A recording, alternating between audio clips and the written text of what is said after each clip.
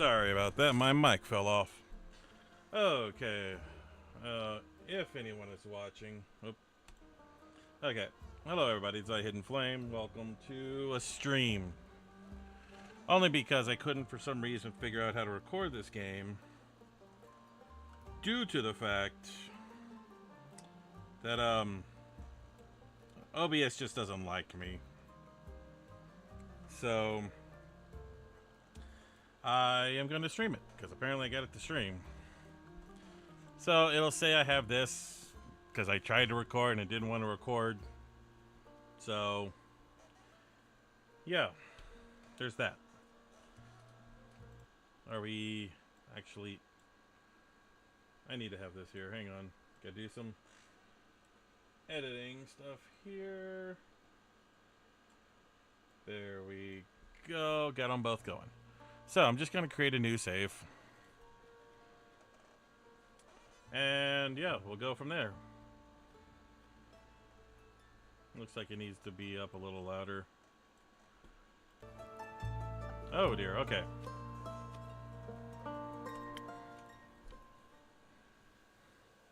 Once upon a time in a world far, far away. In a realm ruled by dragons and magic. Well, actually, it was this land specifically. Not that far away. Let me start over.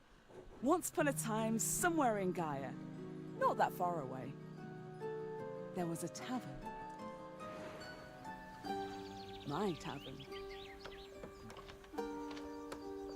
A place for anyone looking for an adventure or a quick refreshment. A place open to everybody. Even jackdaws, I suppose. But I'm not just your typical innkeeper. My drinks are infused with magic to aid ambitious adventurers on their quests. To make sure they always return victorious. Big shoes to fill, I know. Then again, what's the worst that could happen? A lot.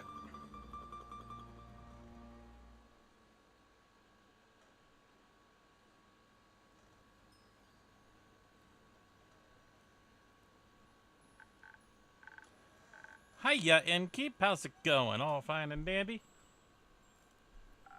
Can't complain. How about you, Fable? All fine and dandy?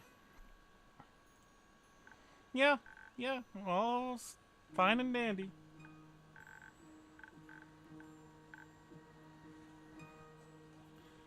I had such an exciting day. Really, really exciting. Did you go on an adventure? Even better, I took a walk around the grove and then I replanted a mushroom that had fallen over. Then I patiently waited for it to turn into a mushroom monster or a mushroom mimic, maybe even a gnome. Did it? No. But I gotta go for a walk around the grove. How was it? Great!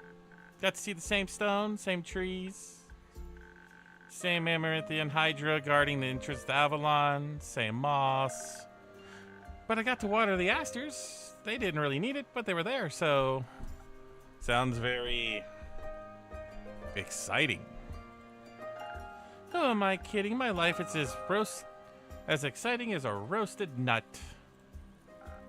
Nuts are healthy. Very thrilling in sauces or snack. There's plenty of types of nuts. Walnuts, peanuts, hazelnuts. I'm allergic. Oh. I didn't know that. Oh, no worries. I mean, I've never told you. But hey, at least something would have happened if I ate the nut. Just not something very fun. Anaphylactic shock and all that. Does that count as an adventure? No, but I think it counts as a mistake. So what you're saying is you're missing some spice. Oh, no. I have a very sensitive stomach. I don't think chilies wouldn't help me much. I'm very good at growing Phoenix chilies. I was talking about the spice in your life. That's what you meant. Well, yes, exactly, that's it. No chili flakes, no garlic, no dragons. Just a lot of salt. I'm like bland soup. Ah, so a classic case of boredom, I see. Do you know that feeling when nothing exciting is going on in your life? Like, life isn't bad, but not particularly fun.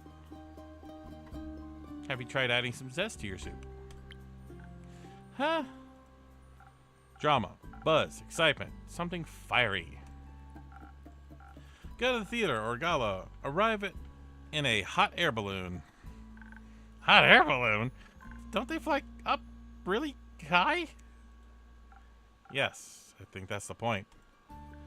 I'm afraid of heights and of people and of actors. But apart from that, I'm trying. I tried singing. But what is singing if not telling a story? How can I sing if I've never lived through anything? What do you mean? Well, day in, day out, I live the same green soup of routines. Sure, I have my forest I look after, but I want to get out there and see something. Like, for example, listen to the song I started writing. I wish to be a hero, slaying mighty drakes. I wish to meet the pretty nymph resting by the lakes. That's pretty daring. Sounds like a good opening. Oh, really?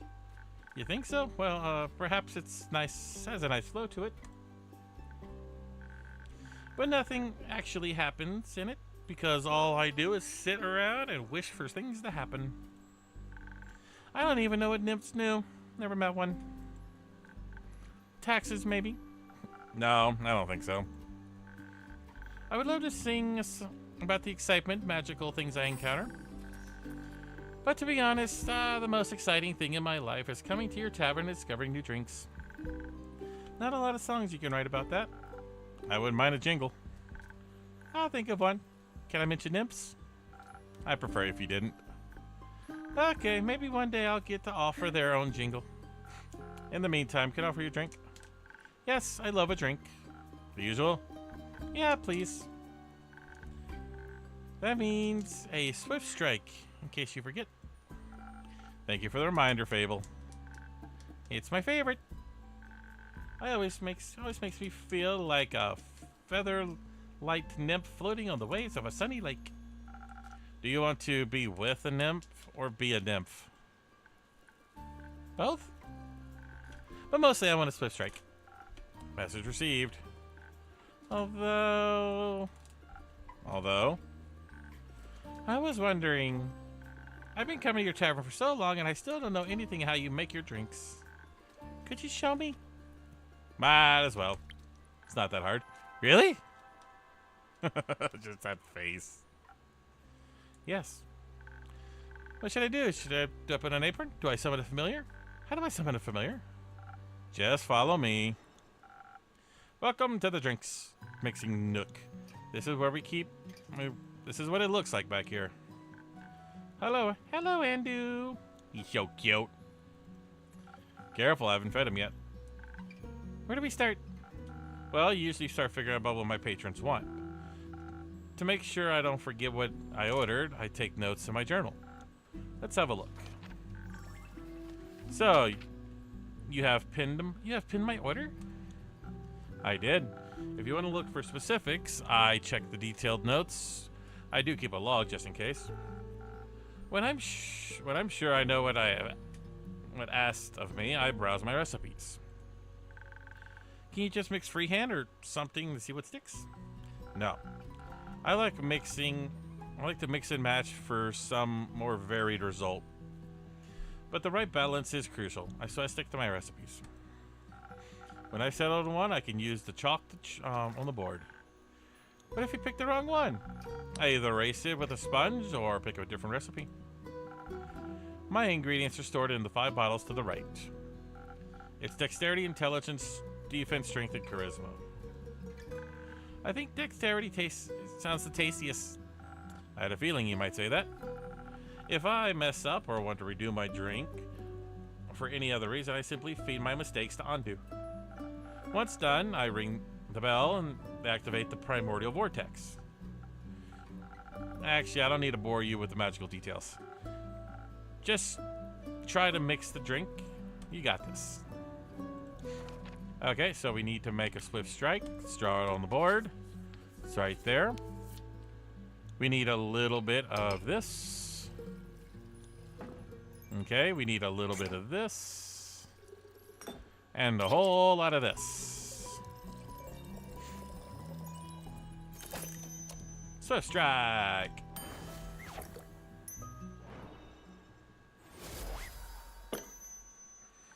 Wow, it actually does teleport. Of course it does. What did you think was happening? I thought you were really good at the sleight of hand. I see. Well, give your creation a taste. Oh, that's delicious. I made that? You made that. Thank you for showing me the ropes. Thank you for your enthusiasm. These adventures you dream of, aren't you just scared they'll be the end of you? Maybe, but I don't know if I never try. Do you actually want to try? Well, yes, I'm going to tell great stories, but what? Never mind.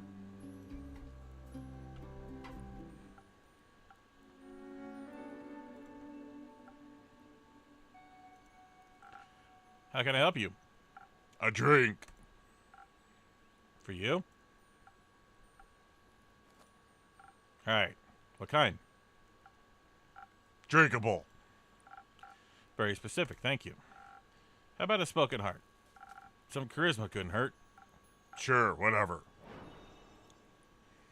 Okay, so we need a spoken heart. I need a little bit of red. I need a little bit of purple. And a whole lot of orange, or yellow.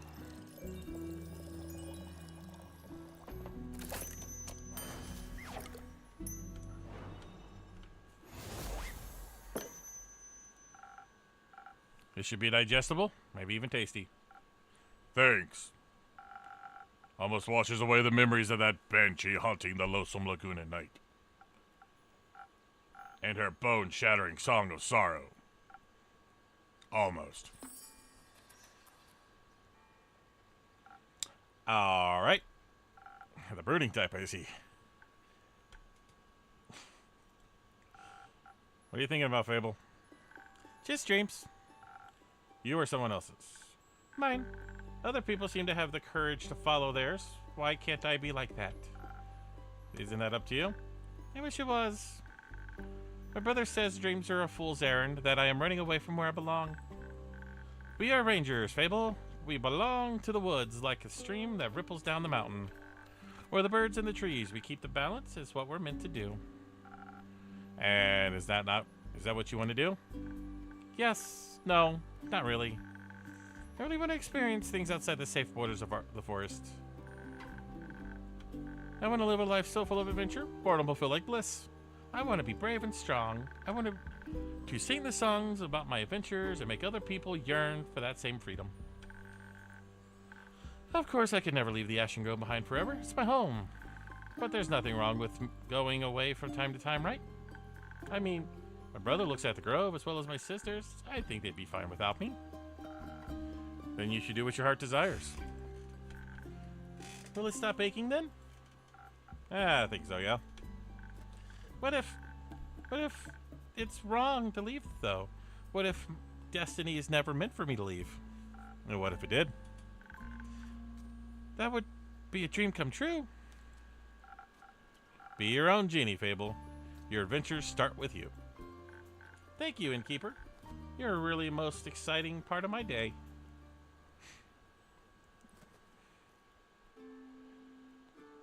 Okay, boarding's done. Going to the night. Hey there, big lass. Greetings, traveler. How may I help you? You'll run this establishment, Innkeeper. Last time I checked.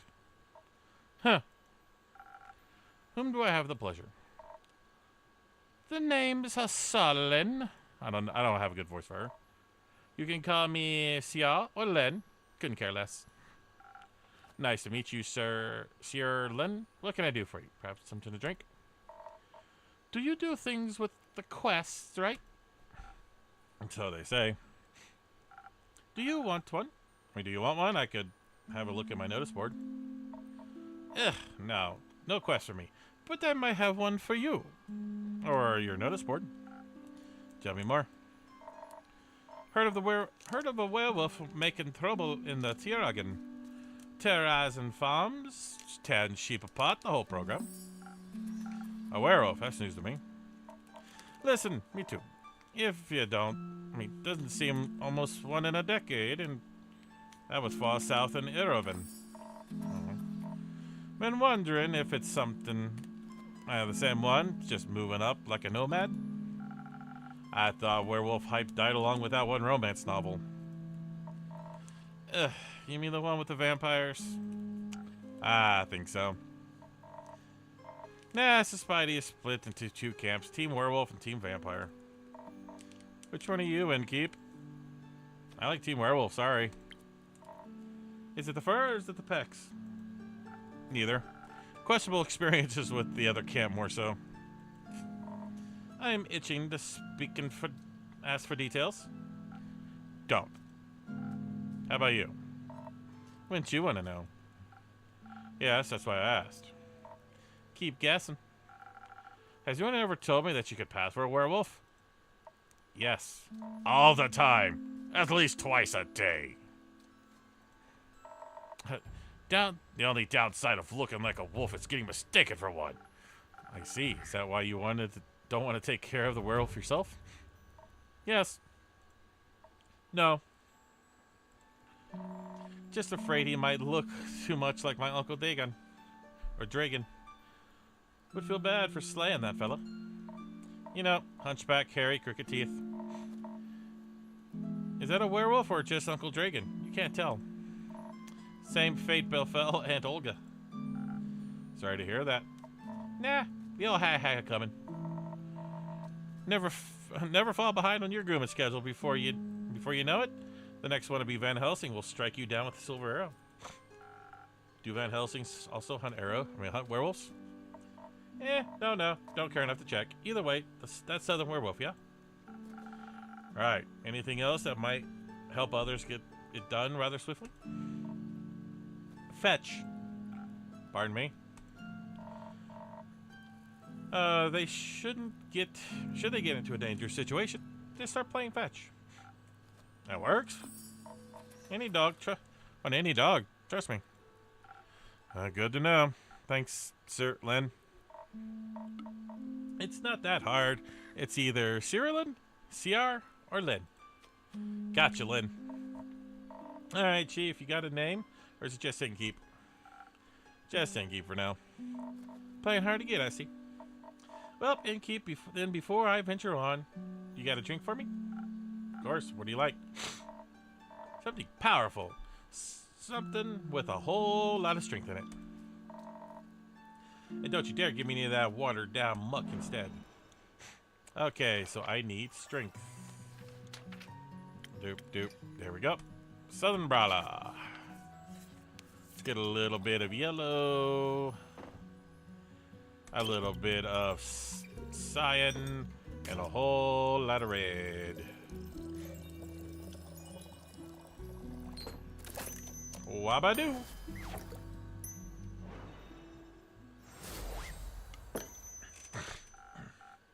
A drink with 0 water, as requested. Not bad, just what I was craving. Thanks. Where will you head from here? Head back west. Through the Ashen Grove. Something I gotta take care of. What kind of business? Personal business. Care to elaborate? No. But you won't stop asking till I do, will you? Nope. My cousin claims her crops are being stolen by undead snails. Obviously, I'm pretty sure she's hallucinating. But I did hear some folks complaining about the undead uptick in the west, so might as well humor her. Make sure she hasn't turned into an undead snail herself. Something like that, yeah. It's odd, isn't it? Resurrecting the dead? Certainly unconventional. That's one way to put it. I think there's not much use for digging up the past. It's just gotta open old wounds that you stapled shut. Or eat your face. Past haunts. The past haunts everyone willing to listen. Huh. Wouldn't you mind talking like a normal person? I ain't up for the whole philosophizing. You started the conversation. And I'm ending it. Alright, well then. If you have any further rumors for me or need aid, don't shy away from coming back. I am a lone wolf. I don't do groups, but sure. For more work, I'll be back. I'll be waiting. Speaking of rumors, do you know how to turn them into proper quests, right? Don't want them to go to waste. Might as well show it. Fine, I guess I'll have a few minutes. Let me see your setup. This is where I sort all the rumors I've collected. Also, keep them written down in my journal so I don't forget. Smart. Think it's best to step with me would be to sorting the matching snippets on your quest page. Drag them over and make sure they're all done. They're all for the same quest. Otherwise, you'll they're confusing adventurers. Once you're done, select a quill of yours and it'll be written up. Got it? Got it. Thank you for your help, Lynn. Put it on my tab. That's not how that works. Good night to you too. Alright, then let's assemble a quest. Okay, werewolf, werewolf, werewolf. A werewolf on detours. A recipient Fakanen passed by the Wayfarer's Inn, reporting of a werewolf making their way up the Tiragian from Iroven. They pose a potential threat to both hapless sheep and villagers. Apparently werewolves who love to play fetch. Anyone brave enough to take on this quest and save Tegeran from this werewolf mayhem? Innkeep. Sorry if I'm bad on these names. My D&D is a bit old. Nom nom nom nom nom nom. Feed the pet, clean the place, and blow out the candles.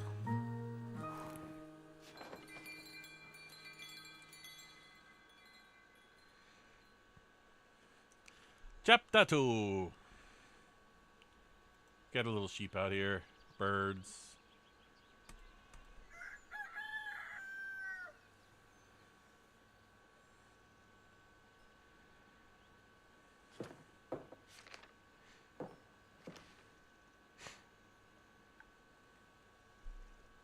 Hi, Fable. What do you have there, Fable? I found this on your notice board. It says a werewolf is terrorizing Tegeran. Is it true? It is indeed. Have you seen anyone after it yet? Maybe that hooded guy from yesterday? Not yet. What kind of hero are you? Looking for? The one who knows how to the one who knows their way around a difficult terrain, woods even, probably one who's good with a bow. What?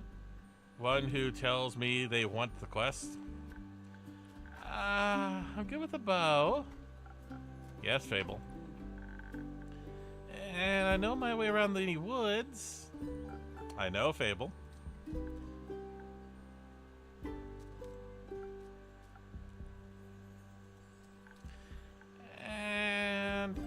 And maybe I want the quest? Just maybe? No, not just maybe. Since yesterday, all I've been able to think is just you telling me to follow my heart. And then I stepped in your tavern and the quest practically jumps at me and I think, hey, there's the start of an adventure. It's near the forest, you know forest, you live in a forest. The werewolves are basically just normal wolves, but slightly scarier because they're also human. But you talked to humans before. And you got silver arrows for your birthday last year, and they're just collecting dust in your room. And I thought I could ask you if anyone has taken it yet. And then... I didn't think that far ahead. I see. Or rather, I did, but then I thought, what if I take the quest? Then I have to go on the quest. And I'd have to fight a werewolf. Or talk to a werewolf, which is worse. Because what if the werewolf doesn't like me? And then what if I try to shoot it with my arrow? And I miss to shoot the tree instead, and the tree would be mad at me. But it wouldn't really matter because I'd be dead because of the werewolf. That took a quick turn. So maybe I should put the quest back. Fable? Yes? Do you want me to tell you to take the quest? Maybe. I can't make this decision for you. Neither can I. Whenever I have to make difficult decisions, it's like I freeze in place. And then suddenly I'm unable to move until someone makes a decision for me. Like a slime. A frozen slime. A frozen slime that can't move. I've met slimes less anxious than you. You've met slimes? My tavern's open to everyone. Oh, right. What do slimes drink? Water, more slime, bones. You sell bones? Only the slimes. Maybe you'll be able to add my bones to your menu soon? You'll just have to pick them off the 4th floor. I think I'd have a hard time convincing a werewolf to give up free bones. Why are you so anxious, Fable? In general? I think answering that would take up more time than we have to spare. About taking the quest. It seems to me that you want to take the quest, but you're trying to talk yourself out of it instead. Oh, well, I do want to go on the quest. Werewolves may not be the best muses, but it would make a good start for a song, right? A prelude to an epic. Fable, the protector of the woods, the world, the worms. The worms? They seem like they need protecting. But every time I think about embarking on a quest, I start to think more deeply about what might happen. Oh, my bones start shaking and I feel a little dizzy. Is there something making you feel like you might fail? Aside from the bloodthirsty werewolf? We don't know what he's thirsty for. It may prefer orange juice. It might. Well, heroes have a history, right? Great feats they can look back to prove their bravery. Inspirational adventures that remind them of light in the dark. I have the opposite of that. Great mistakes and epic regrets. Like the Mary Morgan incident. Or my first encounter with the Amaranth and Hydra. Or the reason no one wants to spend time with me. Okay, tell me about the incident. Yes, the Mary Morgan incident. Did you hear about that? Or you didn't hear about that? Oh, thank God the word didn't get around. It was my very first adventure, chance to finally escape the daily grind. What happened? An adventuring party was on their way, passing through the Ashen Grove. Due to the Sylvan spirits, it gets foggy at night. The fog bears great danger to anyone who isn't acquainted with the spirits who call it home. So they wanted guidance from a local ranger. A merchant up in Tiragan recommended me. I agreed to help, of course. My first adventure. Yay! I was so excited, almost very, very nervous. And so, of course, it had to go wrong. I think it was the nerves. So you were nervous? New people, season adventures, one stronger than the next, all in shining armor, and armed to the teeth. I wanted to leave a good impression, but my bad luck got in the way. How did it go wrong? I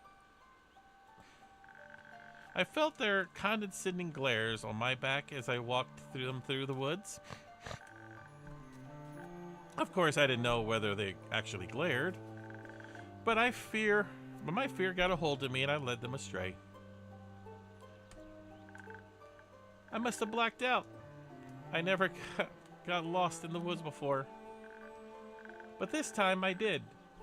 I couldn't see well. There was blood rushing in my ears. Felt dizzy. And so, for some stupid reason, I led them along the path no one should ever take. Past the riverbanks of the Shivermere, home to the Mary Morgan. You know Mary Morgan, yes? The wrathful spirit known to drown men. Not sure if it really differentiates between genders, though. For some stupid reason, I led them right to her arms. I got scared, and in the end, they had to save me. They fought the creature, and we finally found a way out when dawn broke. And the fog ebbed away. I couldn't look at them for the rest of the journey. I silently bid farewells when we reached the other side of the Ashen Grove. I was too embarrassed to speak. I'm sure I'm still the laughing stock of every one of the gatherings. How am I ever supposed to set foot in this adventuring world again? To be fair, it could have been worse.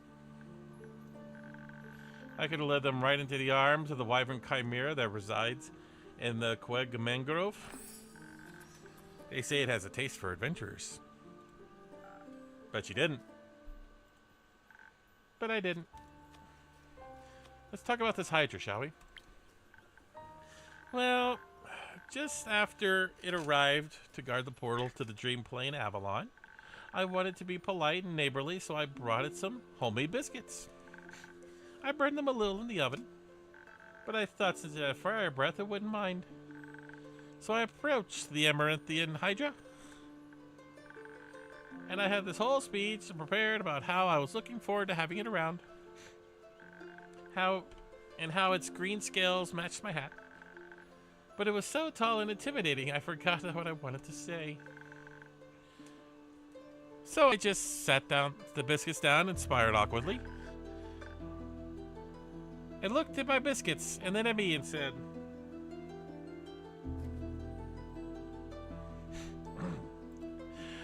"By the rivers of the stars that stands a man who reads the firmament's past. Some things are as sturdy as a gilded ice. Some things things change as Leviathans see. All chimeras hate mice, all hydras love tea." I thought to myself, wow, the Amaranthian Hydra has given me a riddle. A quest. Maybe it should be my first adventure. But I couldn't figure out the answer, so I left. I tried to solve the riddle for 3 days. I was too ashamed to step foot in front of it again, at least let it know I was not worthy of its wisdom. But then I couldn't take it anymore, and I ran back and apologized and begged for the answer. Turns out it's just how it speaks. It wanted tea. Did you get it some? Yes. Well, then you completed its quest. 3 days late. If it had needed an antidote, it would have died. Would-haves are about as useful as an antidote when you haven't been poisoned. They change nothing. I suppose you have a point. So, why does no one want to spend time with you? Because I'm unlucky. I'm unlucky, and whenever things are supposed to happen, I ruin them. No matter how easy things might be, nothing seems easy enough for me. Imagine there's one nail sticking out of the whole kingdom. Everyone would pass by it, except for me. I get caught on it and rip my coat. Did that happen once? Once. I wish it only happened to us once. It seems my whole life only follows its path. That's the most embarrassing. Or dangerous. Or dangerously embarrassing. Of course, the curse of ill luck follows me wherever I go. Like an adventuring companion who secretly wants to kill you. No one wants to hang out with someone who naturally attracts bad things. You're too harsh on yourself, Abel. Am I? See, just last week I wanted to gather fresh flowers. The daffodils are blooming, and they make for a nice bouquet, you know? or hair accessories. They always calm my anxiety when I have them around. But me being me, I confuse them with their evil twin, the weeping Amaryllis. Now guess what I spent the whole day afterwards doing? Weeping. Like a baby, all day long. When I plucked them, they released their spores and I started crying. Suddenly felt the sadness of the whole world rush over me. I've never been so heartbroken. I'm sorry, that sounds horrible, Fable. It was. Between the tears and sobs, I managed to make a tincture out of hogwood.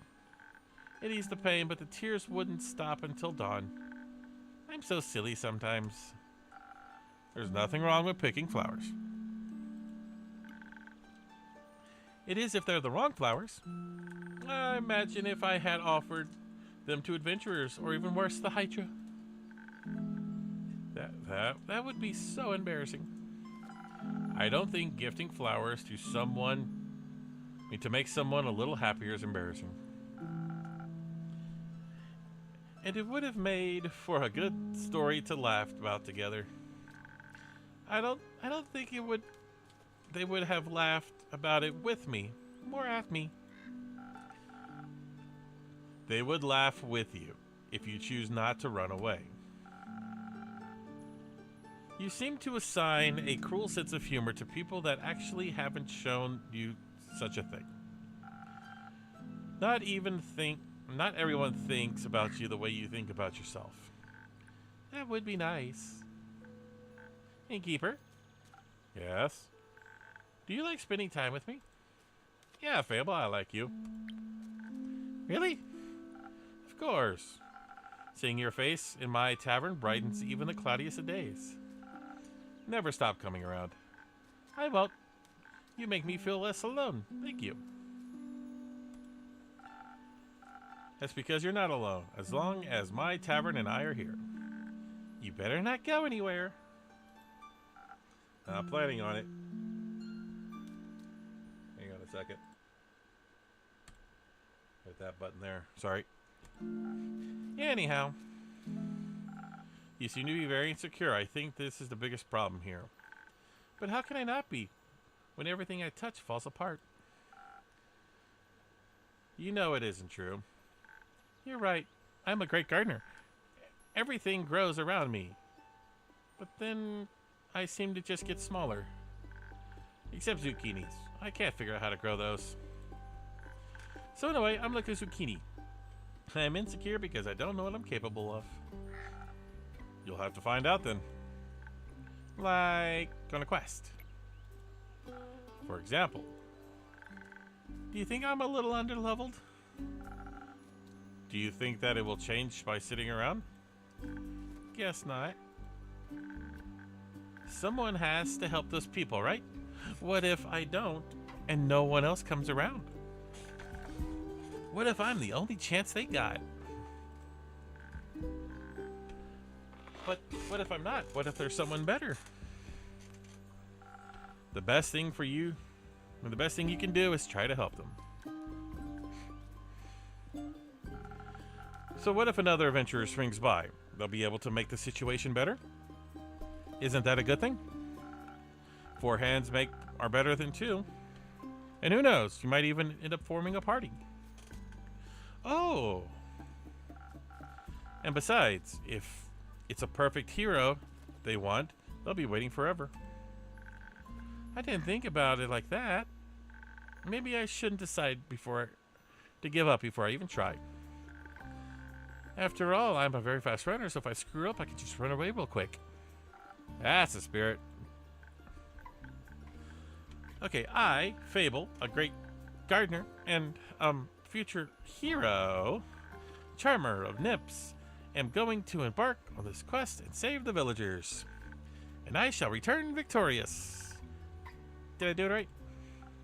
Yes, good job. I leave the quest in your capable hands, brave adventurer. Would you like to drink to aid you on your journey? Yes. Do you have something that can make me quick and nimble and quiet, so that the werewolf won't see me coming? Something with a lot of dexterity. If I want to fight it, I'm going to need that surprise. That surprise round advantage. Or maybe just something that could help me with diplomacy. Perhaps it's just a hungry lost lichen after all, and it only needs a pep talk and a hug. Maybe we could even be friends. But I would need something with a lot of charisma for that. I'll leave the choice up to you. Just make sure you don't pick a random recipe. Please keep it to one of the abilities I asked for. Remember, your choice can influence my fate. It could change the entire outcome of the quest. But of course you're already aware of that. Sorry for backseat mixing. Okay, so she needs a friend. Let's see if I'll make giving her a boost in confidence.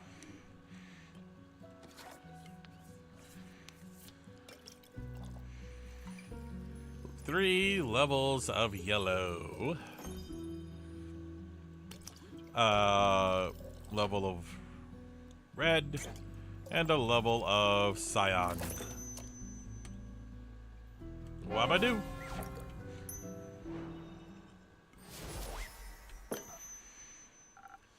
This should do it. Thank you. I feel much better. Braver. Farming. No, wait. It sounds like I'm tending to a farm. There are a lot of farms in Tavern. And I'm going to protect them all. Or talk them until they feel better. I'm sure they could use that too. I just hope I don't have to fight anyone.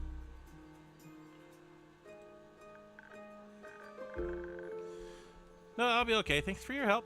I'll be able to talk myself out of any situation. Thank you again. I think this drink is giving me the courage I need to get started.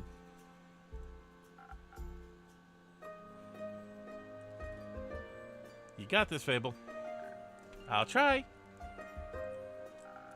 Have some faith in yourself. Okay, I got this. Much better. Oh, I almost forgot. I was thinking about how much your words helped me yesterday. And how I have to thank you properly if I ever did end up taking a quest, so... I brought you some phoenix chilies from my garden. They seemed like something you might enjoy. They possess natural magical properties. If you plant them in the right soil, they can grow to be fire resistant. And the consumption can pass into mortals like us? Exactly. I thought that you might go well with one of your drinks. They will. Thank you, Fable. That's a very thoughtful gift. Since I'm waiting for another shipment of infusions in a few days, I'll look at them all later. We're together later. Of course. I'm glad you liked them. Maybe I'll order a drink with them next time. But first, I have to complete my quest. See you in the post-victory. Bye, Fable. I hope Fable will be alright. I wonder what path her fate took. Maybe a zesty one. Hope I was able to help. Hey, you. You again. Me again. And who are you? Someone who wants a drink. What kind? Drink. Yes. Yes, I get it. Could you be more specific? That spoken heart one tasted fine. Thank you. Gotta make another one. I just made one. Glub, glub, glub, glub, glub, glub, glub, glub. Add the lemonade. Then we're gonna add the cherry. Then we're gonna add whatever that is. Slushy.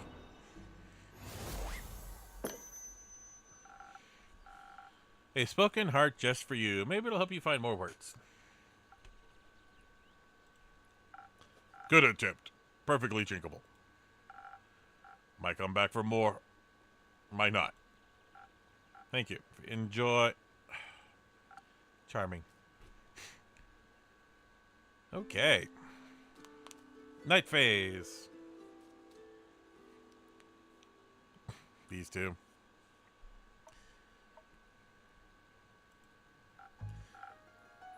Careful, you'll step on my cave. Careful, you'll step on my cave. Oh, shush. Greetings, travelers. How may I help you? Ugh, not another one of those empty blabbers. Would you prefer I said a different line? Let's see. Hail and well met, adventurers. Would you like to try me drinks? No? I feel sorry somehow.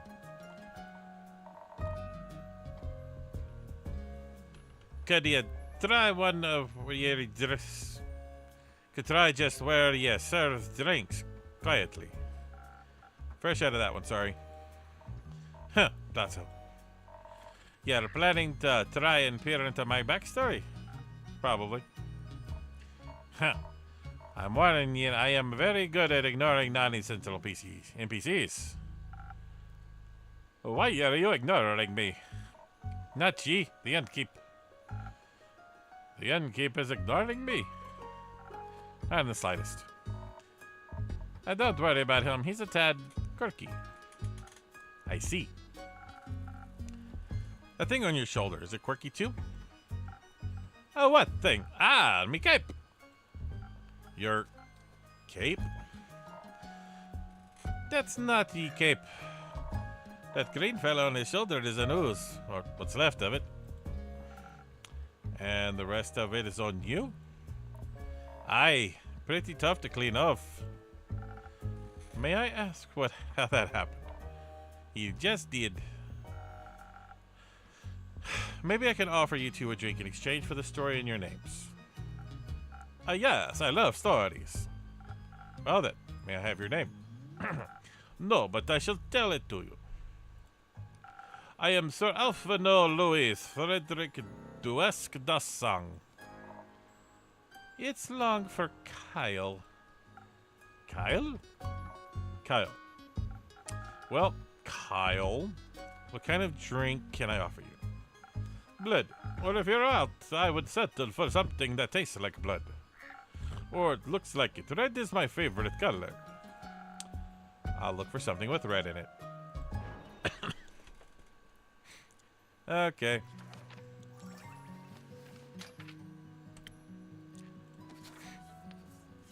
Lots of red.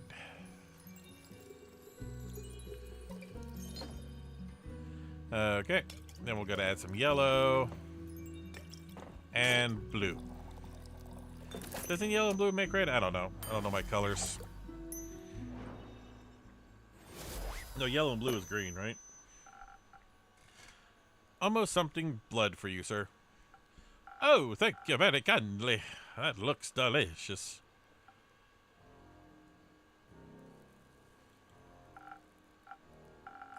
It also tastes very delicious, very alive. Maybe as a chaser, you could let me have a little bite. No. Okay. And who may I offer the second drink? Rhea Frostgrip. Nice to meet. Yeah, skip. Just serve me something strong, something that feels durable.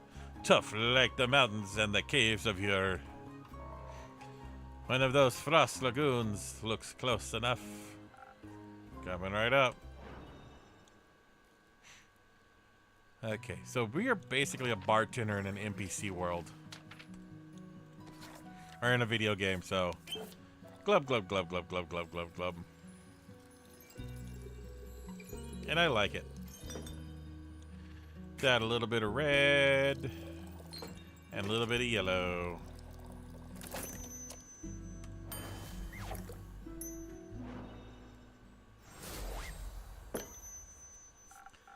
A taste of your, just for you, valued customer number 2. Oh, you're hitting your placeholder text? Let me try. I see you're many things, but are not a liar. Tastes like a pile of rocks, just how I like it. So, Rhea, Kyle, what about the Oozefilled story? Fine, I guess you earned it. Alright, picture me deep in the mountains of the Dulvermere, with my trusted axe and a good drink by me side. There I was, minding my own business, digging for the good stuff, you know? Hit the gold vein earlier and deemed myself the luckiest dwarf of all time. Had a real big pile of gold. Then suddenly a big ooze comes along and slurp. Gone was 'twas. Now this is a very boring story. Perhaps we could go looking for my cape now? It's nearly sunrise. And? The sun kills ye. Oh. Did the ooze also eat his cape? Yes. No. No? Anyways, I wouldn't call myself the best warrior. But when that ooze slurped me gold, I had to do something.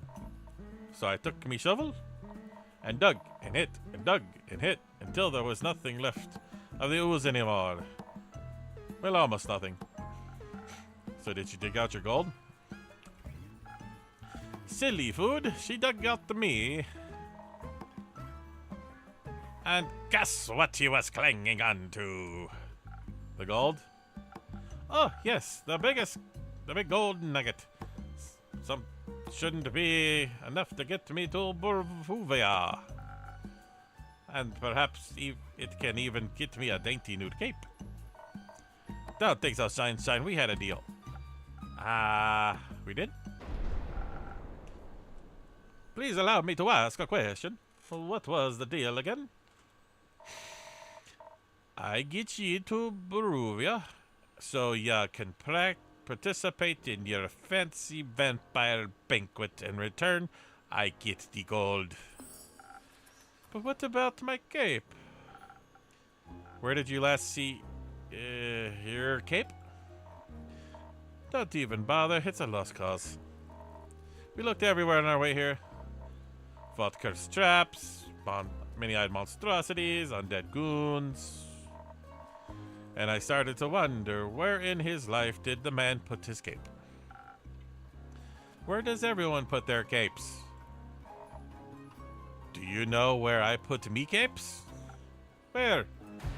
In the wardrobe! Hello, Elfie. How are you today?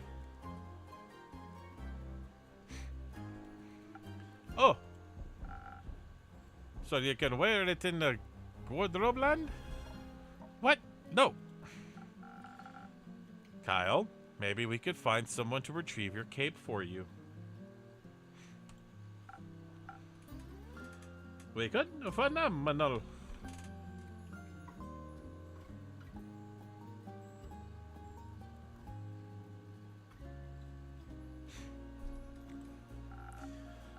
I could put in a quest for you. But for that, we need a little more information. Good luck with that. First, I need to know where you last saw your cape. I was getting ready to go to the annual vampire banquet hosted by the Lord Strut of Barovia. While getting dressed, I realized I couldn't find my cape. My first thought is, of course I can't find it. The cape of invisibility is playing tricks on me. It's quite moody sometimes. Which is truly unfortunate when you want to wear it to an important event. We all know how important the fancy capes is for flaunting your vampire status. Oh, I'm doing alright, Elfie. I hope you're keeping cool in this heat. I personally have an AC and a fan on me right now. Of course. Then, what was the last vampire event you wore your cape to? My wedding. Your wedding? When I was married to sweet Evelyn, I simply had to wear my most treasured cape to show how important she was to me. Evelyn. The vampire Countess Evelyn residing in Morrow Castle? That would be her. Congratulations. Are you still married? Ugh, of course not. I hate her. Every inch of her body. Turns out, though, she just wanted... Spit it out, Leech. Ugh. What? My cape. Ugh, rats. Here we go again. My sweet Evelyn stole my cape. What now? That little mean, vicious, beautiful beast. That thief of the thieves robbed me of most precious possession. Wouldn't that be your heart? Oh no, I had that taken out centuries ago. But my cape I could never live without. Oh, sweet, sweet Evelyn, could you do this? How could you do this to me? I trusted her with all I had. Yeah, that's rough, buddy. Perhaps, innkeeper. That's your name, right? Sure. Do you think there's a courageous adventurer out there brave enough to retrieve my precious cape for me? I'm afraid that my sweetest Evelyn would kill me on the sight if I ever step foot in her villa again. Yes, I could find an adventurer. We're setting up that search for right now. So, where could a brave adventurer find Morrow Castle? Deep in the abyss of the dread, at the foot of a mountain range that looks like a witch's bosom, towers of mansions for my dear Evelyn, Queen of Darkness, Temptress of Men, Flamissio Champion of 1467. The right hero should be able to outsmart her and escape with her life.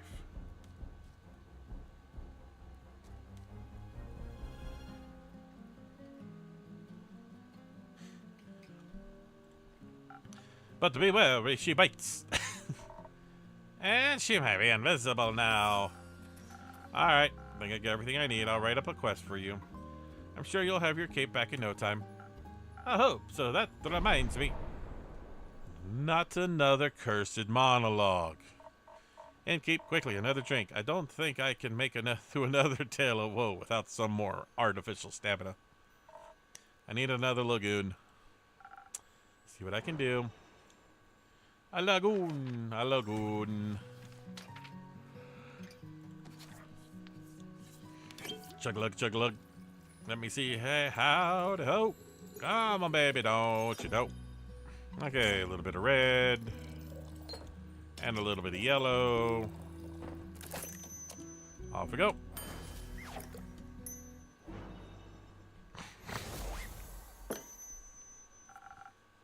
Some liquid stamina for our valued guest. Let me try. Ah, you got it right again. I might even last till dayfall with this. Kyle, would you like another drink as well? No, I cannot drink now that I'm consumed with the thoughts of my love's betrayal. Oh, that ails me so. Everything ails you. The whole way here you were complaining about having to walk. My bat phone doesn't work too well. Out of practice, and the slime weighs heavy on my shoulders. And my back is all itchy. By the dragons, could it be because you insisted on sunbathing? Oh, all right. Innkeeper, do you have a drink to protect me from the sun? Perchance something that could also moisturize my delicate skin? I'm afraid not. Oh, that reminds me of my Aunt Matilda used to harness the power of the Chimera saliva for sun protection.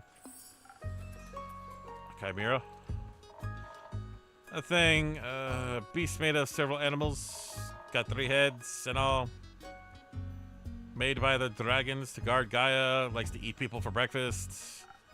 I am aware, I just didn't know its saliva could be so useful. Ah! If only I hadn't eaten the delicate rare chimera for the Scarlet Caves. I could have asked for it sample of its saliva. I'm sure that would have gone over well. Actually, I might know where to find one. Really? Would you get it for me then? No. Oh.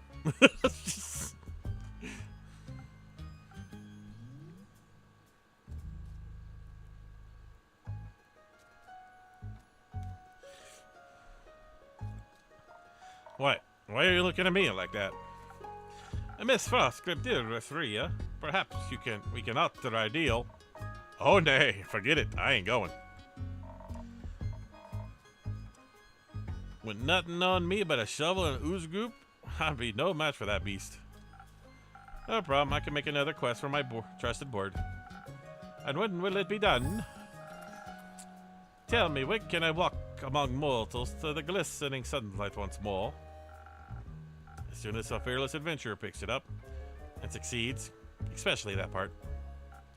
Ah, splendid, did you hear that? A quest just for me. Let's leave it at 2.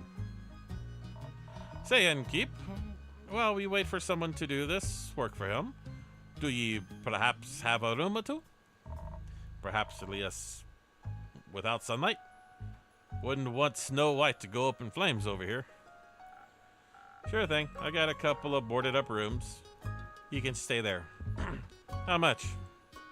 You can pay when you leave. Grand. Seems like they gave you more personality than usual. Keep it up. Maybe you'll become a real boy one day. Thank you. Enjoy your stay. You too, tasty creature. Okay, so we got a... I like those two. Those two are great. Okay, so I have these two. It's not going to help me. That's not going to help me, so... Vampire, vampire, and vampire. Hey there, Evelyn. On a midsummer morning, a senile vampire came to look for his cape of invisibility at the Wayfarer's Inn. After steady questioning, the innkeeper uncovered that his lost cape is he lost his cape at his wedding, where his ex-wife, Countess Evelyn, stole it from him. She resides at the foot of the Witch Wrath's Peak. Venture to the peak and dare to retrieve the long-lost cape, but beware, she might be invisible. Okay, what do we got here? Sun, Chimera. Okay.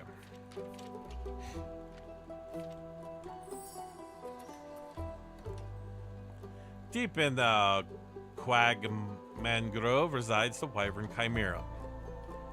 Its scales and claws are a valuable treasure to any alchemist. Its saliva even more so. As it happens, a certain vampire may be able to use the rare saliva to produce a sunscreen so effective that he could walk in broad daylight. Is there an adventurer, or mouse, brave enough to confront the beast, the chimera, not the vampire, and bring back a bucket of saliva? Cool. So, Elfie, I hope you are enjoying the stream.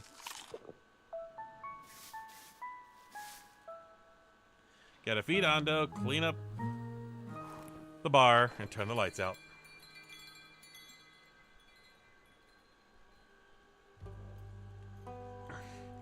Day 3. New friends and former enemies.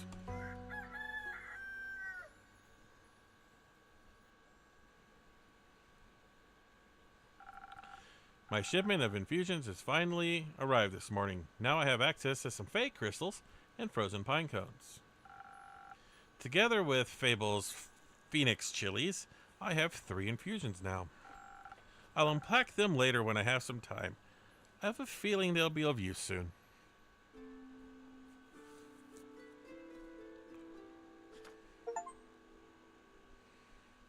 Hey, you two.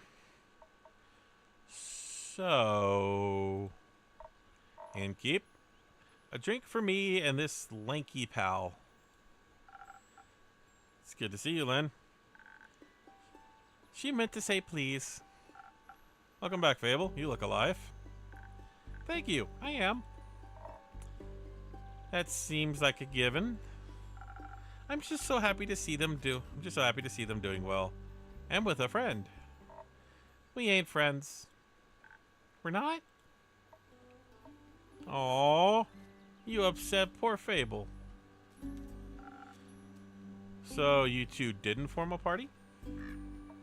No. Oh. Then what's the drink about? They may be very annoying, but they did help me solve a family feud of 10 years. So I do owe them some of your dishwater at very least. Family feud? I wouldn't call it a feud, more of a miscommunication.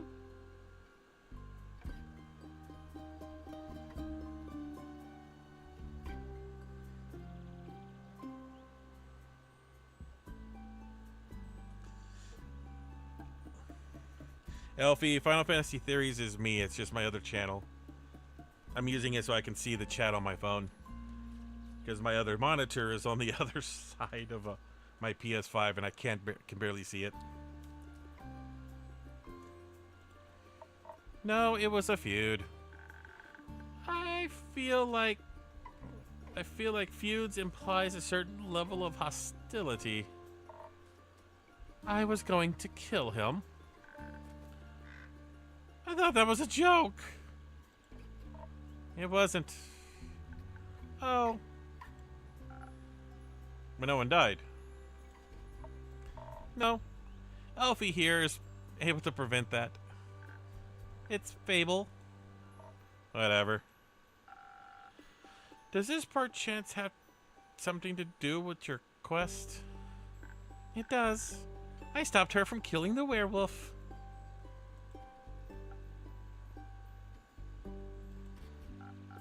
Elaborate, please. I was going to kill the werewolf. They stopped me from killing the werewolf. What's not to get? A lot. I think he's confused because the quest was to save the villagers from the werewolf. And now it sounds like I saved the werewolf from you. Which I did. Kind of. I also remember you saying you didn't want the quest, Lynn. I did. I was there by chance. They were both stealing sheep. Was not. Sure was.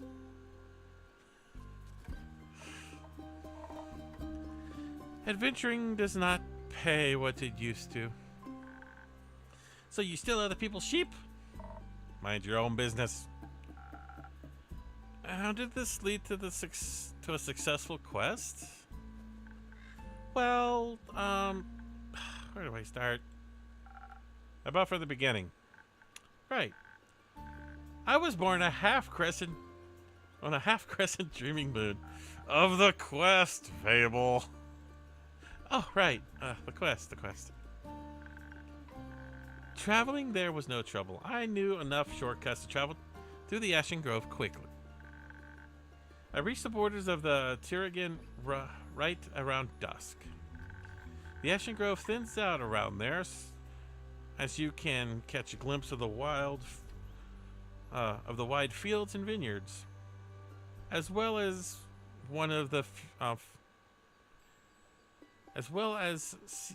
I can't talk apparently. As well as see one farm after another. An idyllic sight, well, at least before sunset. Do you have trouble in the dark?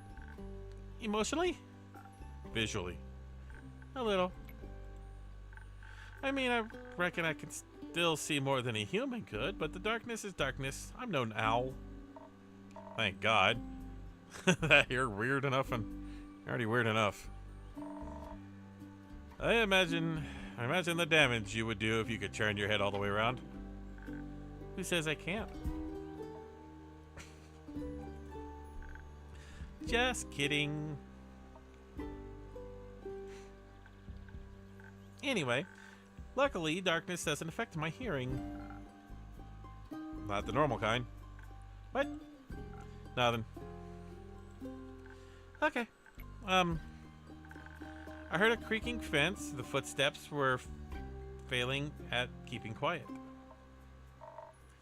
Your ears are failing at being small.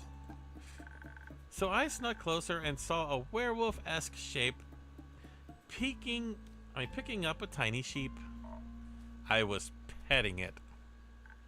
Well, I thought she was going to eat it, so I summoned up all my courage and stepped out of the shadows and said, "Good evening, werewolf. Please put the sheep down." Oh my god. I didn't expect them to be entirely in their right mind, of course, but I wanted to be polite. I thought it might confuse her, and maybe it would help calm her down. It confused me, all right. Who the heck sees a werewolf and the first thing you do is to greet them? A polite person. Or an insane one.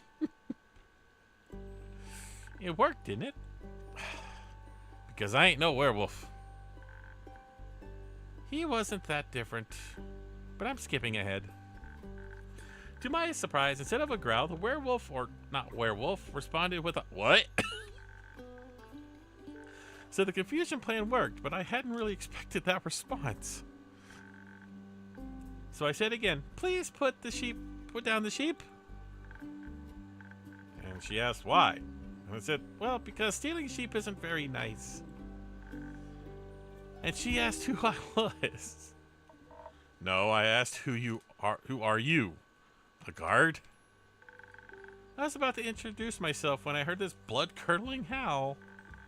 Sounded like someone had ripped a hole in the fabric of reality and pierced it with their horrid yell. Please, it was barely a bark.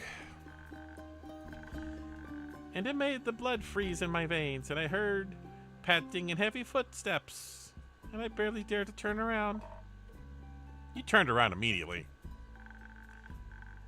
And when I did, I stared at the twisted face of a werewolf, yellow gleaming eyes, gleaming with jaundice. Sharp teeth, giant claws, he looked like he wanted to rip me right up. He did. But before I could beg for mercy, something rushed past me and lunged at the wolf. And when I regained my composure, Cerulean and the werewolf were on the ground, fighting tooth and nail. And the sheep you're holding? Obviously, I set it down at that point. Good. So were you able... So you went to Fable's aid? No, that ain't it. I noticed the wolf's feral rags. They were blue, checkered, and an uneven print. Just like the stuff Uncle Dargan likes to wear. That old... Hey, why can't I say that?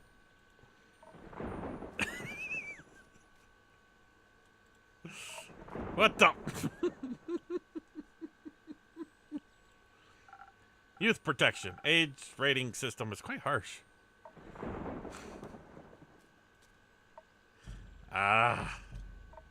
Anyway, he was dressed like Uncle Dargan.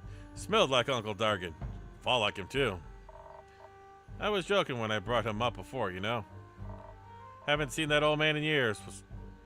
Was coping about it by joking. That's the only way I could talk about him these days. Because of the feud? Yes. He used to be my favorite uncle, but then he changed. Became irritable and angry, distant.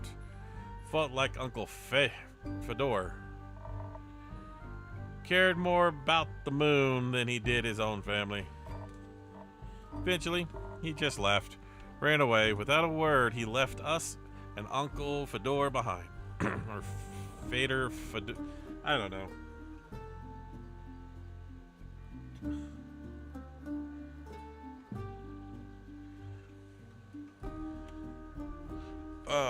Worried senseless, sorry.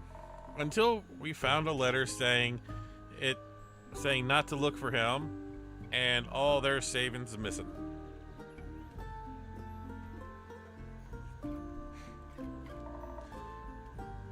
Oh, come on. The heck? Hang on. There we go. Get rid of that.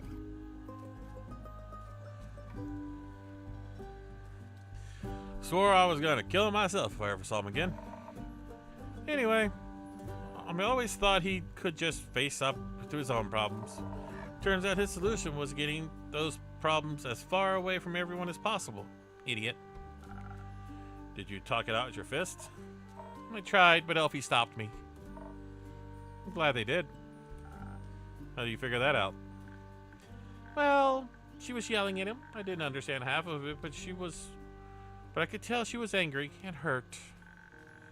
Tried to get their attention by telling them to stop, but they wouldn't listen, so I shot an arrow right next to both of their heads. My aim was a little shaky, so I did end up grazing Mr. Dargan's ear, but it got them to stop for long enough to listen to me. I threatened them that if they didn't stop to talk, I would shoot them both. I never would have done that, of course. But they must have believed me because they actually stopped and listened.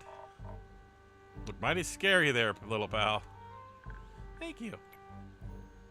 Thank you. I sat down and did my best to be an insurmountable obstacle between the two of them. If they wanted to fight, they would have to go through me. That sounds rather dangerous. It was. Wouldn't have stopped for them. What? You're the size of a stick. You think you could stop two angry wolves? Oh, anyway. I used the opportunity to figure out what was going on. And that's how I found out about Mr. Dagon and Serlin and the miscommunication. Feud. The feud, sure. Turns out that after Mr. Dargan was turned, he was too ashamed to admit it. He couldn't stop the changes and ended up hurting all the people he cared about. There's no excuse, of course. Nope, it ain't. If we had known, we'd have helped them the best we could. At the very least, we built a sturdy shed with scratch-proof walls for full moons. He didn't think that would have helped. He didn't think that would have happened, though. So he decided to fix the problem by leaving, deal with it alone, and so on. But it only made it worse. Of course, he was too embarrassed to come back, so he just focused on the whole werewolf thing and not being any human things. Or Vaka-kin things, so to speak. Trying to find a cure, trying to avoid the moon, trying to find a place to sleep, stealing sheep. Here's something they have in common. The sheep? No, the stubbornness, the unwillingness to ask for help. But the sheep too. But they had to talk about it. The silent resentment wasn't good for either of them. And you got them to do that? The little stick is oddly persuasive. Had us talking about it before I even realized I didn't want to. Maybe because you did want to. Maybe. I'm still deciding if Fable is male or female. Their pronouns are they, so I don't know. That's why I'm trying to give them a feminine voice. Well, how did it go? Fine. I'll take some time to accept his apology. We will have to see him change first and apologize to Uncle Feder and the rest. But it was good to see him again. Guess a hug did feel better than a great sword in his gut. Wonderful. Of course, there's still the problem with the whole werewolf thing. Idiot. Idiot got so obsessed with the cure that he could barely stand and control himself. We helped him realize that even a cure couldn't change what he'd done. He has to accept he's different now and learn how to live again. Of course, it won't be easy. No change ever is. I learned that from you. But we have a group of werewolves living near our settlement. a small community that enjoys the company of our warm trees. We play charades with them a lot, and they taught me about the phases of the 7 moons and the secrets of the moon signs. That sounds like a bunch of... It's real. You're a crescent moose. We introduced Mr. Dragon to them, and they promised they would take him in and help him deal with his lycanthropy. That sounds great. It is a very happy ending. I wouldn't call it an ending, but rather a beginning of something new. So, the end of one adventure is just beginning of another one? Exactly. I like that. So, after your heroic therapy session, did you decide to grab a drink together? Got offered to spend the day at the settlement, but they don't serve anything strong enough for my tastes. Plus, Elfie was dying to get back here. Was talking about how they needed to update you on everything nonstop. Would think they live here or something. Had to report back about the quest. Glad you did. They started crafting something about werewolves. Ah! Said something about it being for you in keep. Oh, really? Yeah. It's not finished yet, but I'll let you know, promise. It wasn't that hard, was it?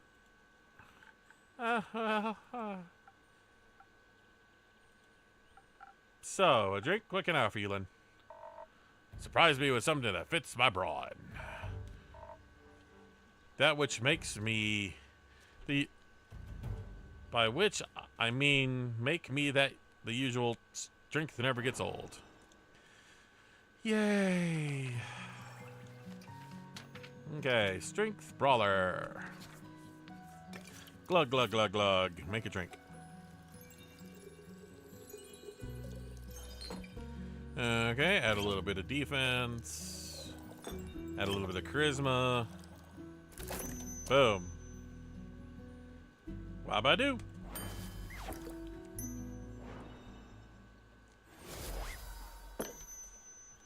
Oh, so if you didn't see the beginning, Alfie, Fable here is the barfly of the tavern. And she is someone that just came through. Surprise! Not bad. You should do this professionally. I'll think about it. Fable, what about you? Do you have something that'll calm me down? Maybe even bring some of my agility back? Like a swift strike, back to my senses. Had a stressful day, night, morning.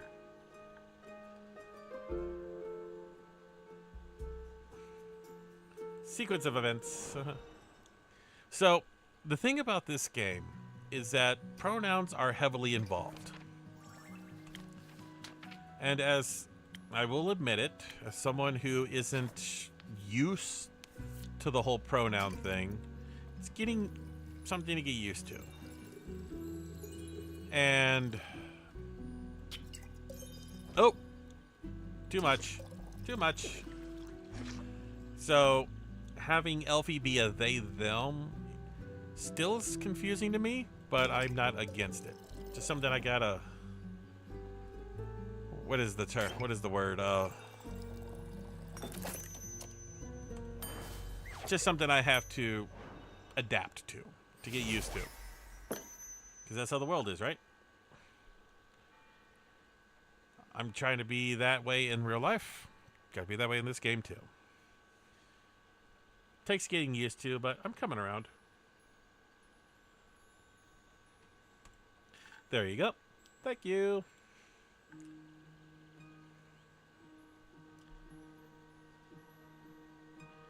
Yeah, and I'm a he, him, so. My lady partner is also a she, her, so. Fable here is a they them. This big lass.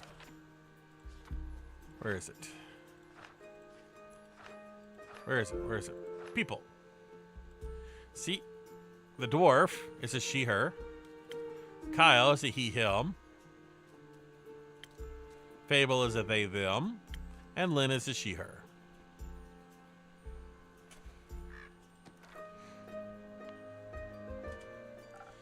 Oh, you look tired. Have you considered sleep? They do look like they're gonna pass out any second. So do you. Maybe sleep is a good idea. Lynn, do you have a place to sleep? I can sleep anywhere. It's a talent. That's depressing. I have a room available. You can stay there. Huh. Sounds good. How much? I'll count it as your payment for your help with the quest. Fine. Later, Elfie. See ya later.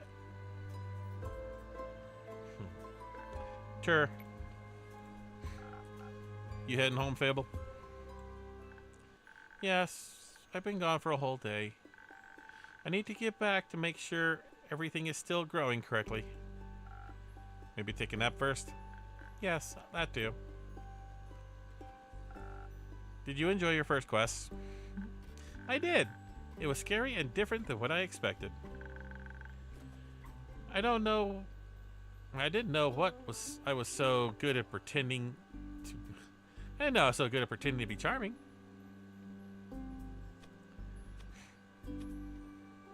Have you considered you weren't pretending? You did well. You did well, Fable. Thank you. I hope it wasn't my only adventure. I think it's just the beginning. That would be nice. Do you think I'm going to save the world one day? That's a very tall order. You're right. I'm not cut out for that. I didn't say that. I would just prefer if the world didn't end. Right. But if it does, you're the first person I'd ask for help. Maybe you should ask Lynn first, but I'd be a happy second. We'll see. Let's hope we won't. I like the world, and you have a point. We shouldn't hope for such a calamity. Even if it would make for a good song. Even if it would make for a good song. Or a sad one. Or both.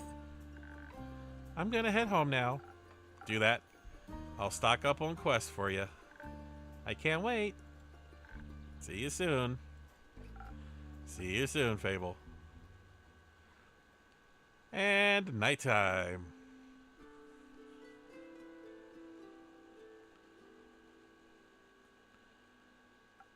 You again. Your hat's down. Good evening to you, too.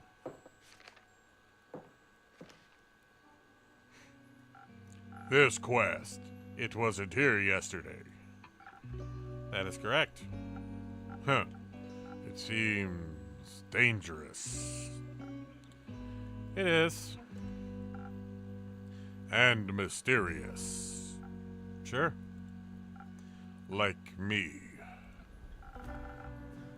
You can be a little less mysterious by telling me your name. Zephyr. Did the wind carry you in? No, my legs. I want that quest. Well, you can have it. Not just literally, physically, emotionally. Huh? Huh. I want to take on that quest. Go to the castle and get the cape. I mean... Yes. Uh-huh.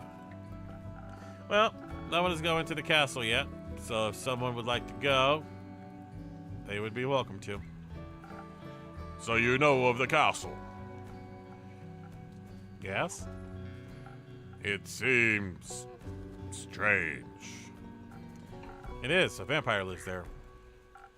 I heard rumors, whisperings, of a strange, fiendish woman residing there. What a coincidence. Me too. Has she ever frequented your tavern? No, not recently. But she has? Once. Had a vampire mixer. Interesting. So she was only here at night? Yep. Would you say she was unnaturally pale? No, she had a lot of makeup on. But below that mask? Sure, yes. Would guess she looked pretty dead below that. What kind of drink did she order? Blood? You sell blood? Of course. Whose blood? Did you hear about the werewolves avoiding the castle? Really? All of them? Yes.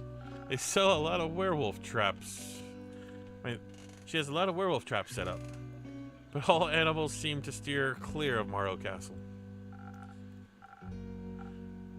They say its doors are always locked, so nothing can get inside or leave. And anything that tries to merges into her land in one way or another.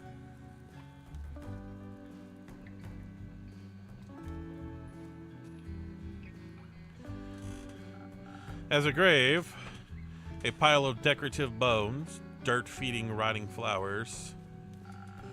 They say death clings to her like a doorstep. To her doorstep like an everlasting melody. Sounds like a strange place.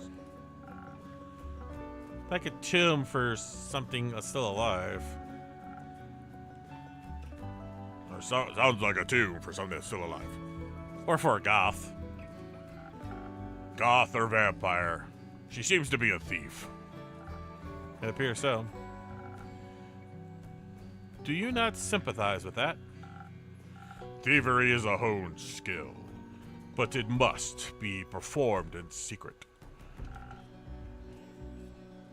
Or you're not worth the coins you pocket. Also, stealing a man's cape is just plain rude. I suppose. The only thing worse than that is stealing a man's hat. Not if it's cursed. That's an old cowboy thing. You never steal a man's hat. I see something right there. It's weird. Especially then. Point is, if you can't defend yourself from having your trophies reclaimed, you must live with the consequences. The consequences being you? Exactly. It definitely sounds like you know what you're doing. Or it sounds like you know what you're doing. Of course I do. I am the one with the shadows and the wind. Gone before they even notice I'm there. So you could easily swipe something else along with the cape, right?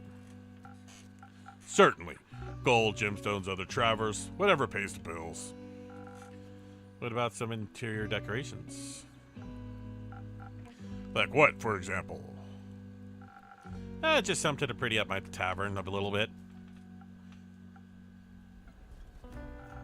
Maybe something useful that doubles as a decoration? Like a chair? Stealing a whole chair sounds a little too ambitious for your first quest with me. I prefer something smaller, like a trinket. My walls are pretty empty.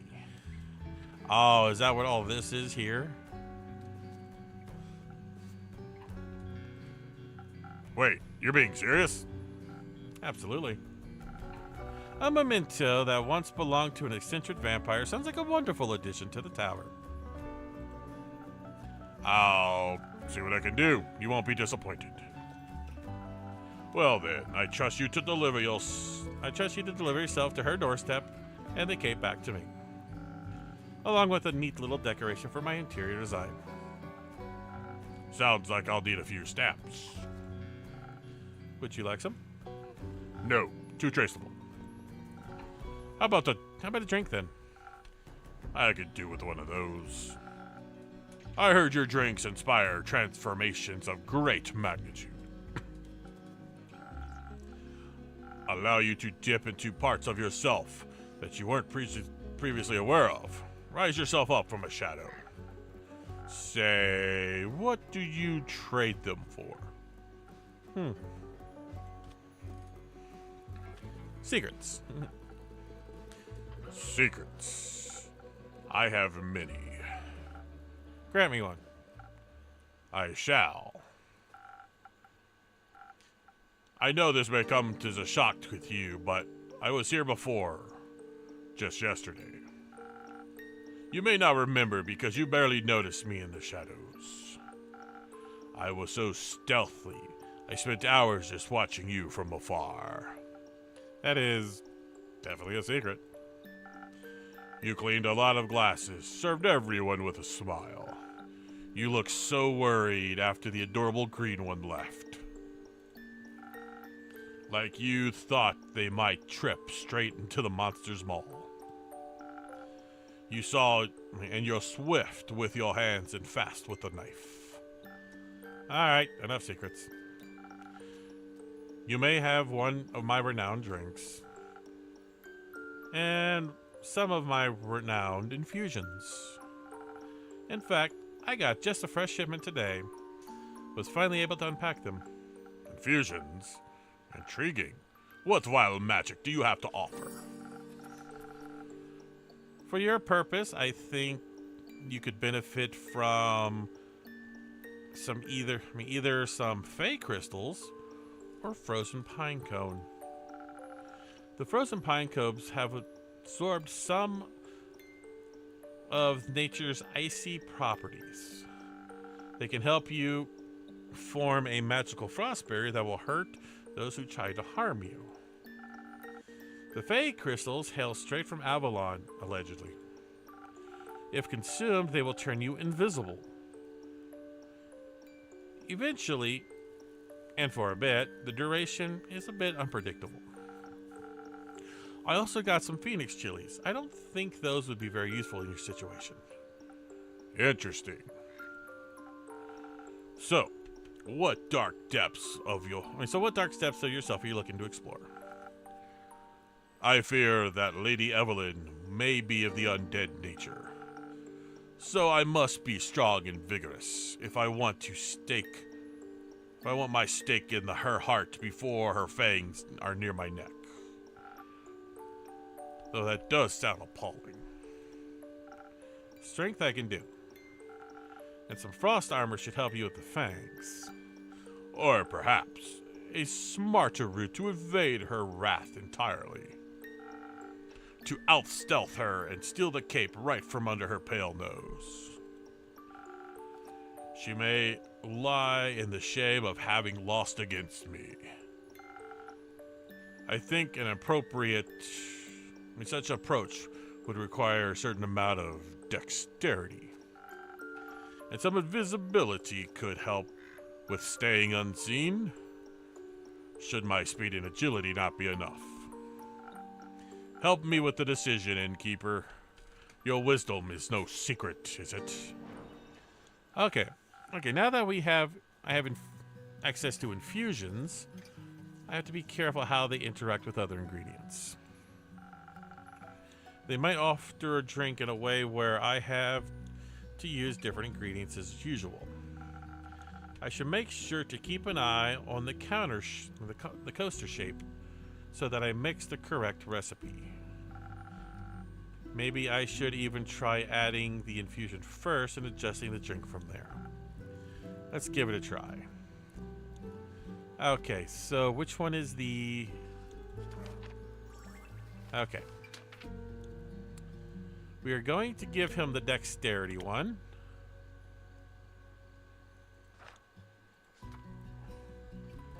Cypher's... he, they. Huh. Okay.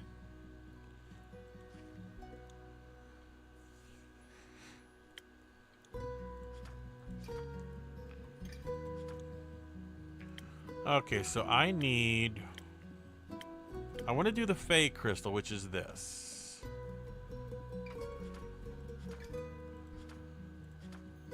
Okay, so I need Swift Strike.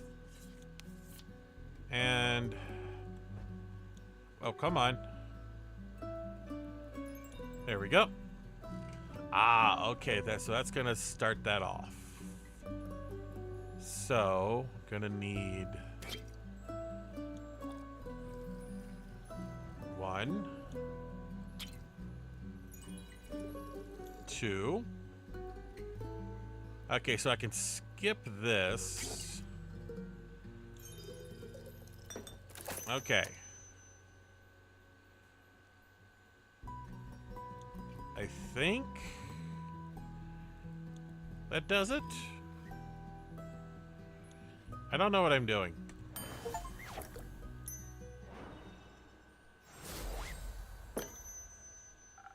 There you go. A drink that all vampires fear.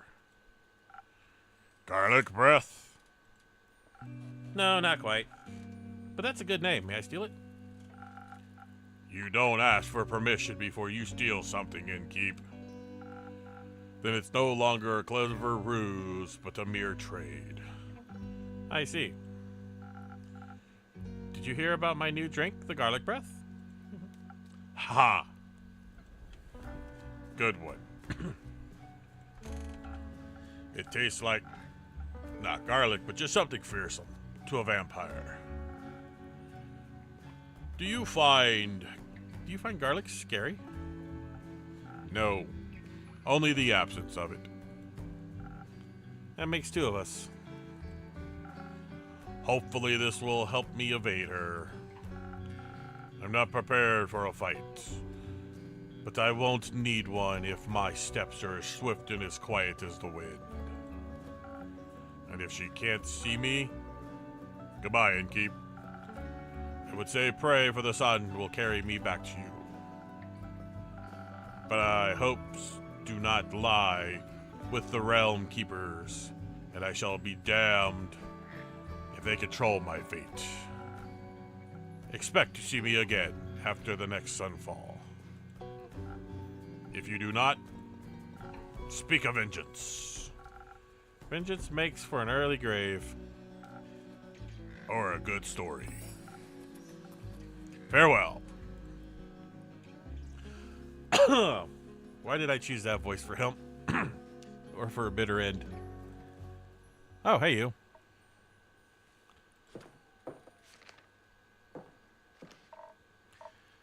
I'm taking this quest and a drink. Alright. Did you sleep well? What? Sleep. How was it? Ah, fine. Too long. Didn't sleep that much in ages. Sounds like you needed it. No, your beds are just too comfortable. It was hard to get up. Of course, my apologies. I will make sure your feedback is taken into consideration. Would you like a drink as compensation? I think I already said that. Make something strong to wake me up and keep me up too. Ooh, okay. Infusions, what do we have?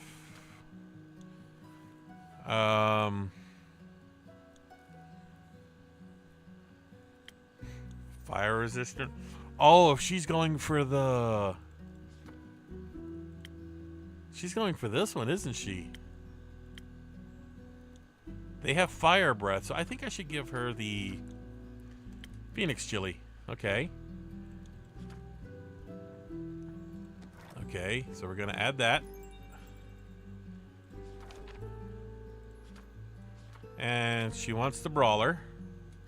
She wants her strength thing. Okay, so I can skip the defense. Let's add the 1 charisma. And then 2 strength.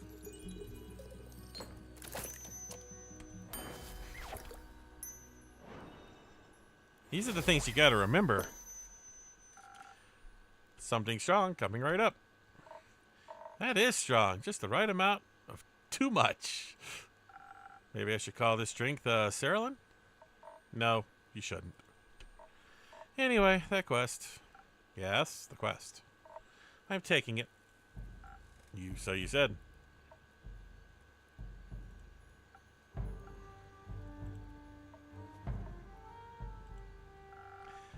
I see it is my turn to make conversation. I miss Fable.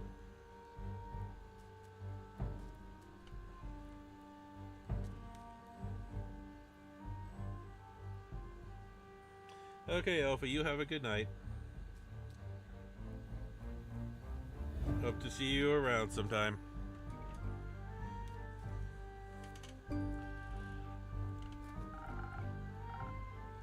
Isn't it a bit too soon for another quest? You just returned.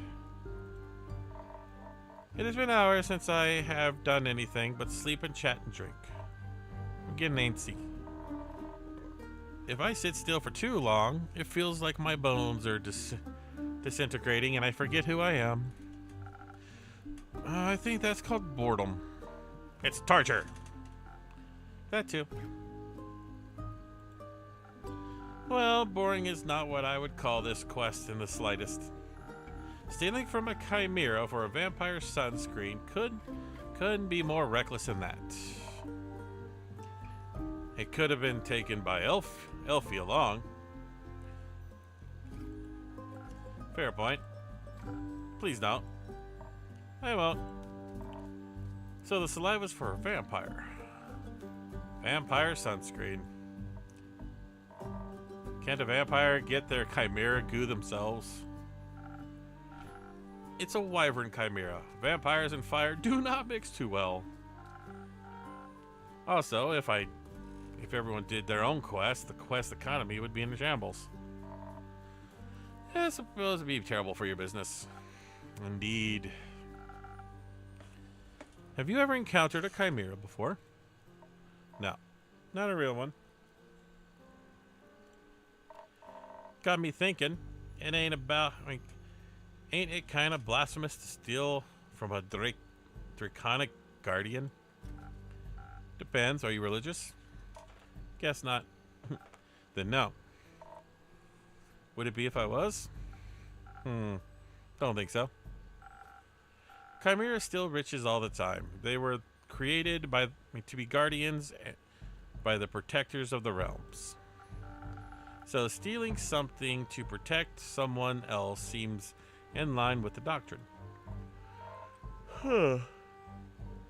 Good thing you aren't a priest. You do a piss poor job. Thank you. Is blasphemy what you're worried about? I ain't worried. Okay. Nervous? Ain't that either. Then what is it? Excitement, I suppose. Excitement? Don't laugh. I'm not laughing, I'm asking. Yes, excitement. I've never encountered a guardian before. And I've always sort of wanted to. Why haven't you? Ain't exactly easy to find one, or to survive one. Seems like a great opportunity for you then. It is. What is it about, Guardians? It's less about the Guardian and more about what it created. What created. And maybe a little about the Guardian, but it's got dragon head, right? Yeah. Modeled after its creator, I would guess. So, let me rephrase that. What is it about dragons and chimeras with dragon heads? They're cool. So when I was little, my baba used to tell me bedtime stories about the dragons every night. She was a greater adventurer and encountered many of their creation on her journeys. Not sure if it's true, but she always claimed she met each of the realm keepers themselves. A little keepsakes from them all. My sword is one of them. Passed it on to me before she left. She was just gone one day. I think she wanted to spend her last moments somewhere else. I'd like to think she visited one of her dragons one last time. Oh. Your family has a leaving problem.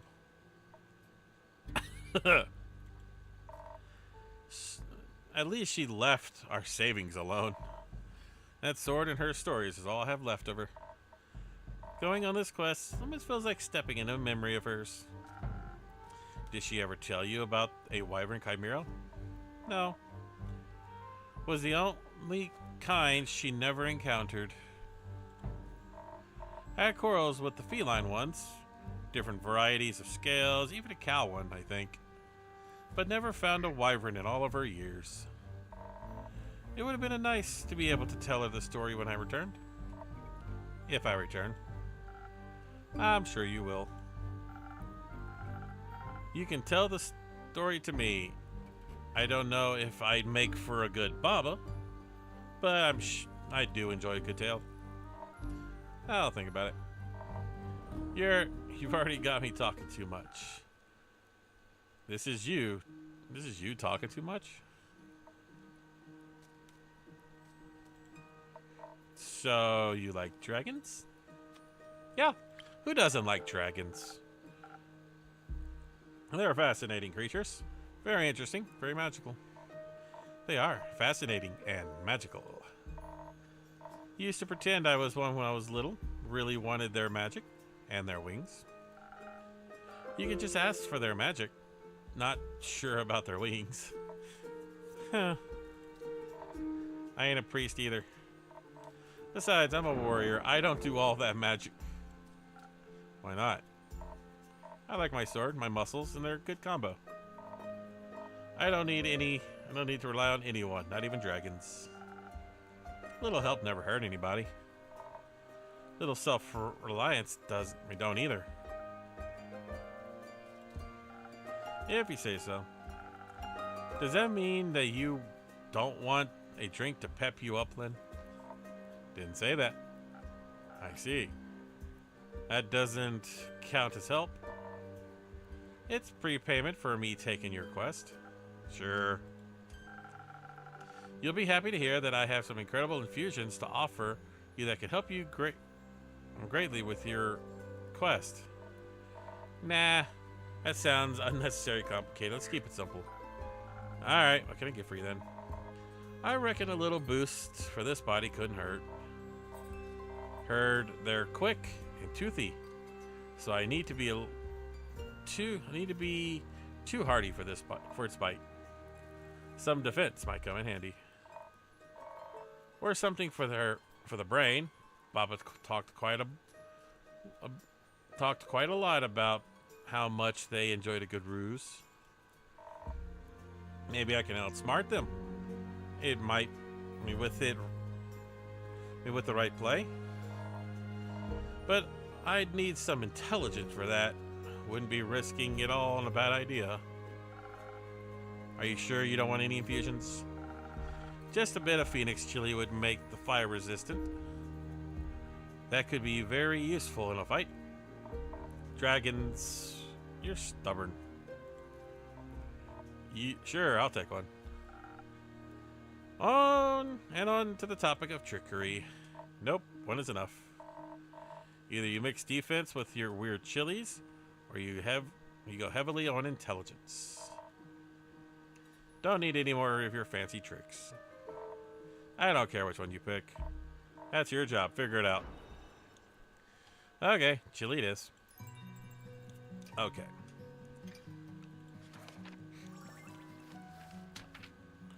So, I could either give her defense.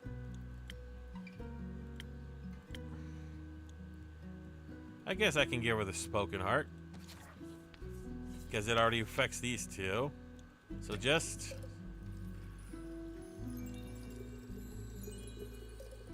straight up on that.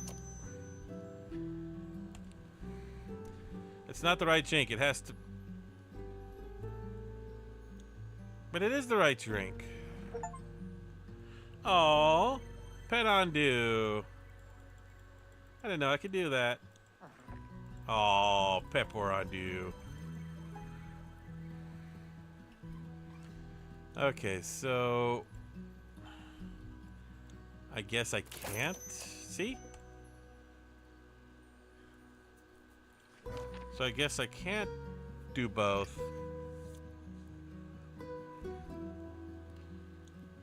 If I wanted to do that one, I would need...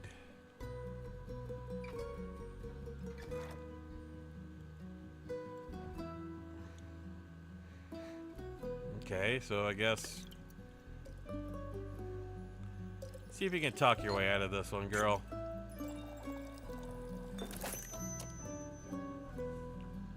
That's not the right... What?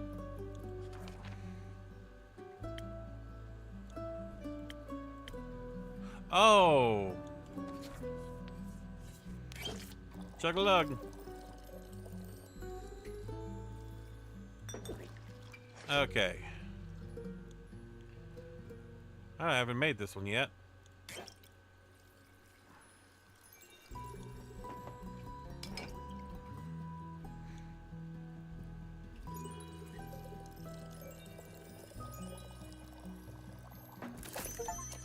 Yeah. Oh, it's so sparkly, right, Andu? Yeah. Pet Andu.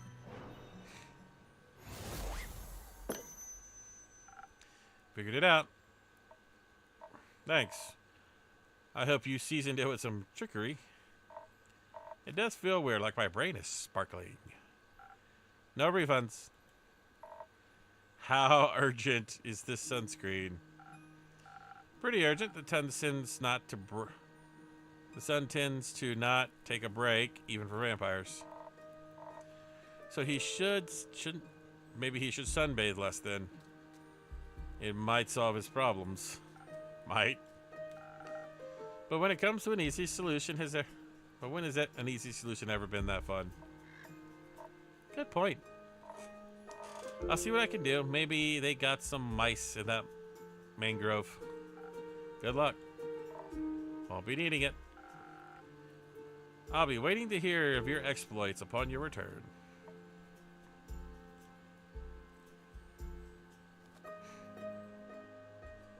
Yay. Feed Andu. Let's clean the place up and turn off the lights.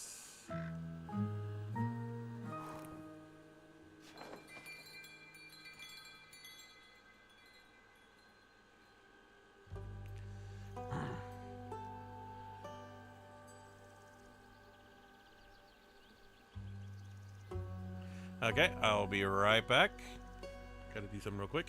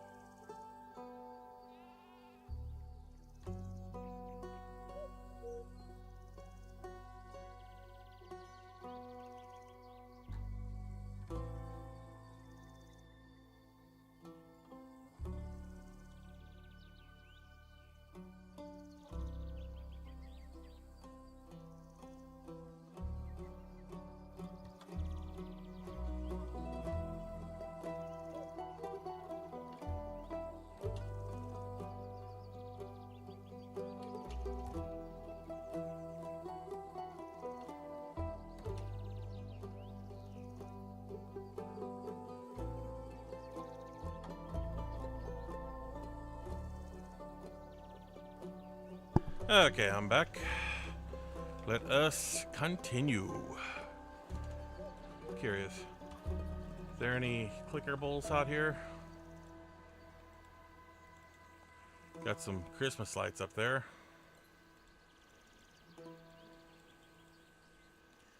No, nothing clickable. A little dragon. Oh well.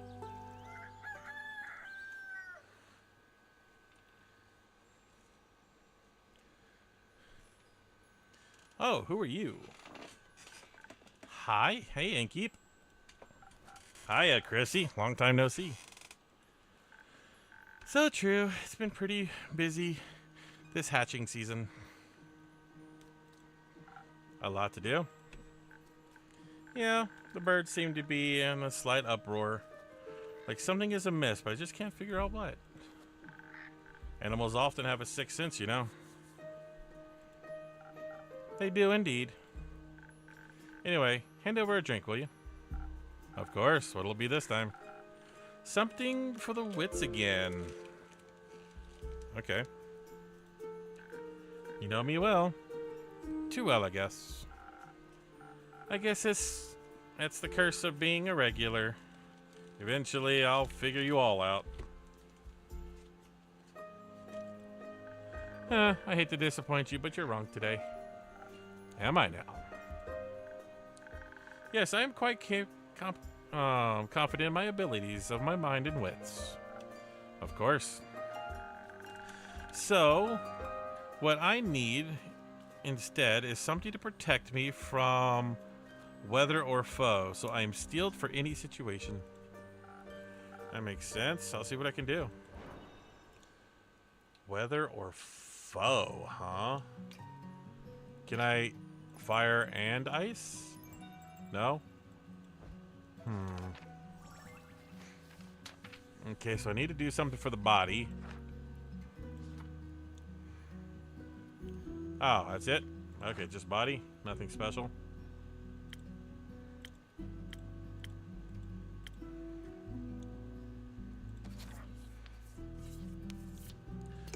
Little red. Little yellow. And a whole lot of blue.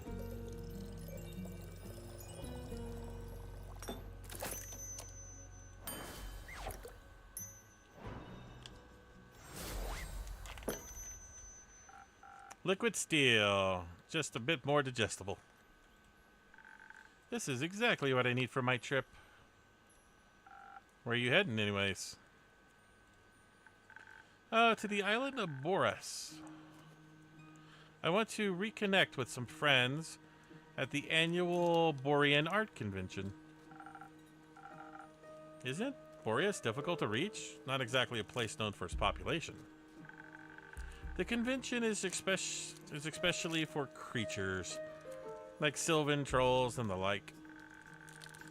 They'll also be electing the scariest monster for the next issue of Screech Magazine. Okay, that sounds exciting. It'll be a sight to behold. But I do not know what I'm most excited about. What's up? Nymphs? No. They're pretty, but don't get me wrong. But definitely not the reason I'm going to Boris. That'd be Fable's reason. You're so right. If you happen to meet a nymph, greet them for me. Sure. Now, what do we know about what I'd be excited about? I mean, now that we know what I'd be excited about, what about you? Geysers and hot springs, especially around this time of year when the mornings are still a bit chilly and the sun tickles the sky on the horizon. That sounds lovely. I'm sure those will be nice muses too. Bet. I'm bringing an extra set of paints this time so I don't run out again. I mean, Fable taught me how to make some from flowers and berries, but born flora is unsuitable for things like that. Seems like you're well prepared for either way. Absolutely. How are the birds doing apart from being in distress? Well, the cinnamon green cheeked corns are growing up to be a lovely bunch. I can't wait to release them back into the wilds once they're strong enough. With your care, they'll be ready in a heartbeat. I'm guessing you're taking Ruby and Merlin along to the convention? Of course. As for the others. Uh-oh. I obviously can't take them with me. Oh. But I asked Fable to look after them, after everyone. In exchange, I'll teach them how to grow zucchini. Speaking of which, I wanted to leave my keys under their doormat. Okay. Sorry for the short stay, but I gotta hurry, or I'll miss my boat. It's quite a walk to their treehouse. And you don't want to have to compensate me for that, do you? I wouldn't mind. But also, I don't want you to be late for your convention. Well then, so long, Keep. See you.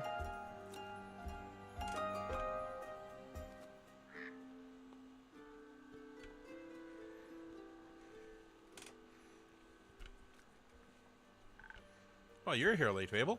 Good evening. Good evening, Fable. Did you have a good day?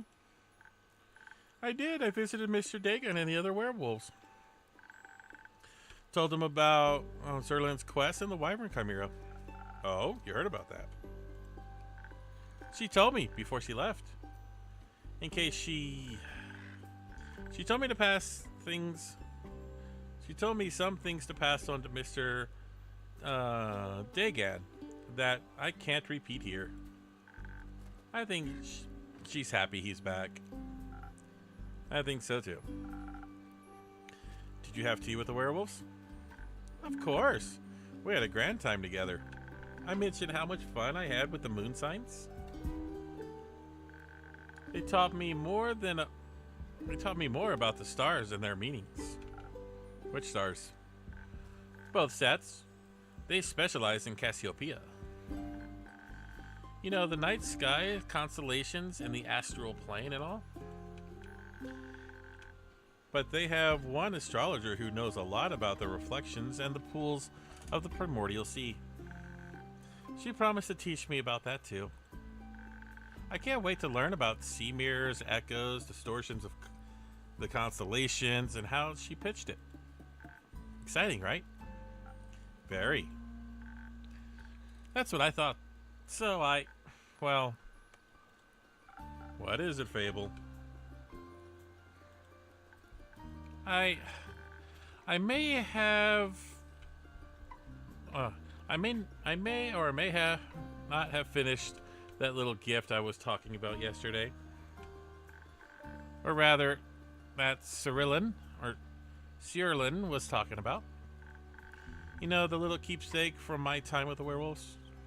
Yes, I recall. A reminder of my first successful quest. I just didn't know if I like trinkets. Oh? What is it? It's a piece of embroidery of a constellation. The werewolves taught me how to do it. While the astrologer told us stories and myths about the stars and their twin reflections. I imagine it'd be a constellation from a faraway realm. I call it the Little Dipper. Oh, that's nice.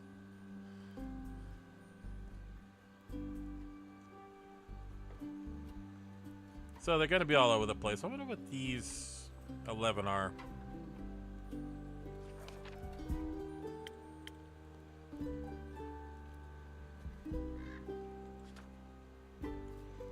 Oh. Oh, that's cool. Didn't know about that. It does look a little bit like the Little Dipper. Using a lot of imagination. Who knows? Maybe, though, there's a world out there where this exact configuration of stars in the night sky. There might be. Maybe the Little Dipper is part of a larger constellation. A bear, for example. A bear? Inkeep, I think you might be the one dreaming up something now. Most likely. Are you fond of the stars surrounding us? I do like to watch them from time to time. Oh, really? Do you prefer the stars of the astral or the primordial sea? You know what? I like the astral sea. Really? That's surprising. Then again, you do help people change, just like Cassiopeia. You'll have to give me your birth data soon so I can calculate your birth chart. If that's okay with you, of course. It is. I'll write it down for you.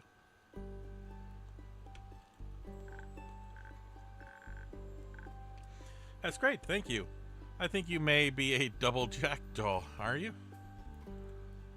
We'll see. We will. Until then, care for a drink to wind down? Or something more zesty, perhaps? A drink, please. I think I figured out how to make my own zest. Happy to hear that, Fable. But drinks, not sure how to make those yet. Especially with the right balance. I still have to make the rounds around the globe later. So could you give me something to keep me awake and agile? Do you think you know me well enough to guess what I might need? I'm already on it. Thank you. She wants her drink. Same thing as always. I swear this girl, she never changes.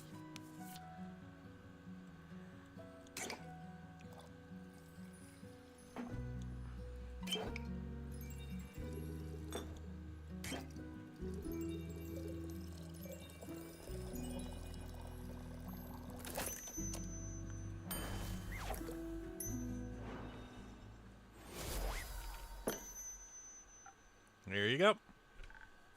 Thank you. It is delicious. You know what I always need. I think you may need a break, so maybe stay a while before heading back.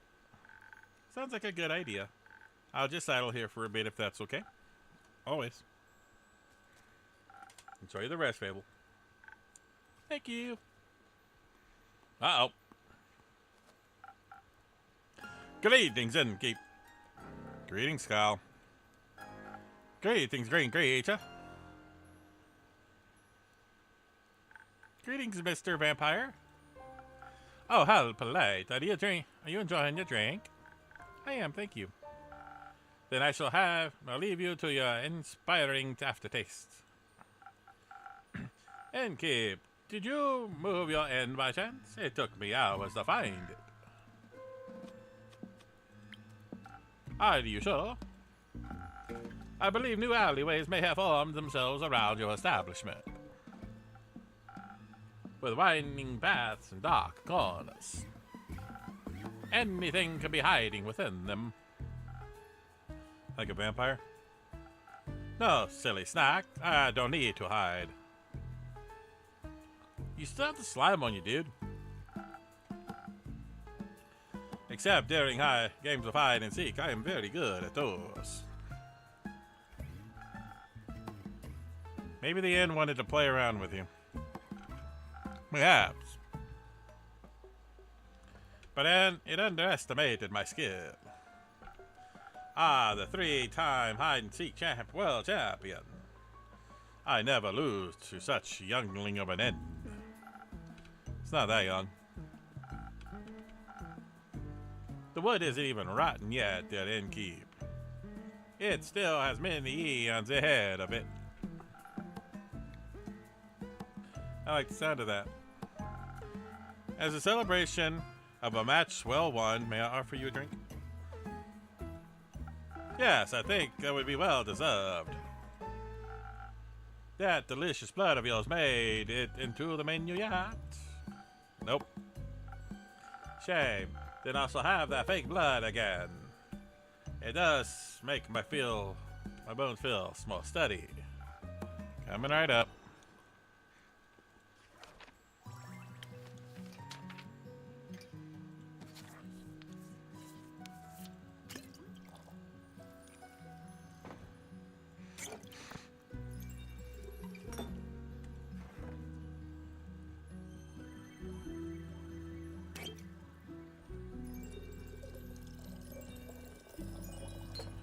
These are always nice. One, oh.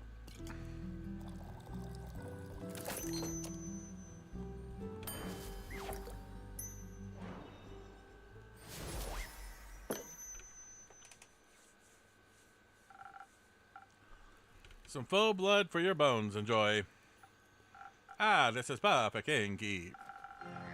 The only thing that could make me happier would be a lovely drink from the innkeeper's vein. Keep dreaming, Count Dracula. Speaking of dreams, how is the retrieval of my cave coming along? Swimmingly. Well, actually, I think it's a little water. There's very little water involved. I wouldn't be so sure. My dear Evelyn has a beautiful pond filled with long-toothed spine guppies in her courtyard. It's her pride and joy. I would hope no one is swimming in that. But I have sent someone on your quest. I'm sure he'll return soon, with you and your cave will be reunited. Marvelous. Speaking of inseparable teams, where's Rhea? Oh, she's taking the day off. She demanded vacation time, so I said she could choose any day she chose today. I was going to take the day off and spend her vacation with her.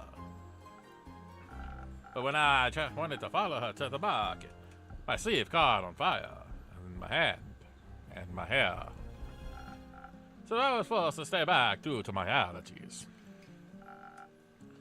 Though weeping Amaryllis's pollen is very bad this time of year. And the sun. The sun is also bad for vampires. It is? Yes. Right. I need sunscreen. It's in the works. Did you get to see the market later? I did. It was beautiful, colorful, full of music that would make anyone's heart dance. I couldn't find Rhea anywhere, so I felt a little lonely. Luckily, I managed to make a new friend in no time. Very tall and brooding, just how I like him. I inquired if I could try on his dark armor of swirling shadow and onyx bone. But he said if I tried to take it from him, he would turn me into ash. What a jokester. Dark armor of swirling shadow and oxbone. Yes, a true connoisseur of fashion. He was visiting, he said. Had some great crepe recommendations. Plum crepes with ash sparkles? Yes, very tasty, deliciously dead. I see. I hope you enjoyed your evening together. We did, though. I feel like he asked something of me. Promised I would remember. Perhaps he wanted my cape. Many people want my cape. Perhaps. But I would have agreed to that. It is my cape, after all. Maybe he wanted my Pasca recipe. Is it good? Very much so. Then I'd like it as well. Oh, yes, you. Me? He asked me about you. Uh-oh. Me? Yes, he said he's an old friend of yours. He was very curious about how your inn was doing. I sang your praises, of course. He asked me to deliver your greetings. And congratulations on your well-run establishment. How did he phrase it? Deliver my congratulations to the full peace of your precious innkeep has found in his house of denial. Very poetic, if you ask me. Very. If only I could remember his name. Does my description of him ring any bells for you? No, I'm afraid not. Too bad, he must have been an old childhood friend. Maybe you went to school together.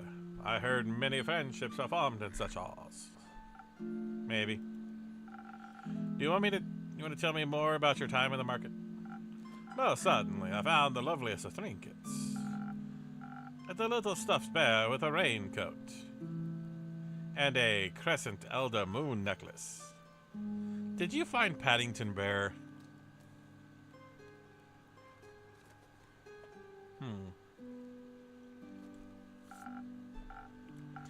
I found a gorgeous sun charm as well. I bought it for Ria as a welcome back from vacation gift. That's very sweet. Your friend brought a very delightful raven figure with the eyes of starlight. Please don't call him that. We should never deny our friends, even if we do not remember them. I do not remember any of my friends. Alas, I still love them, even if their memory lives only in my heart.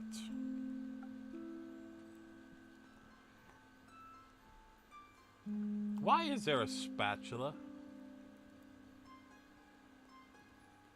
I am curious.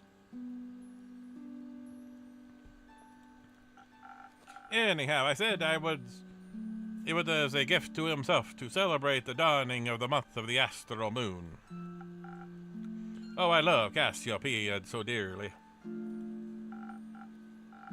She is the most beautiful month, is she not? A haven of starlight reflected in the primordial sea below. Only once a year is she this close to us, and so then for a short period of time. To me, she's the harbinger of yearning and of change. I wonder how we'll change this month. I hope to be more capeful and sunscreened by the end of it. Maybe a little less alone. What about you? I like the way I am. But I wouldn't mind saying no to stocking up on more ingredients. The refusal to change is dangerous, innkeeper. Change always comes to those who deny it the most. By the end of the astral moon, we shall no longer be who we once were. That sounds like a threat. By no means. It means promises, mourning, but maybe celebration also, could it not? For example, my dear Rhea hated vampires when she met me, but now she likes me. True change can occur before the stars change, it seems. Well, can we move on, please? I think she still hates you. That's a very mean to say. I don't think you get to make that decision.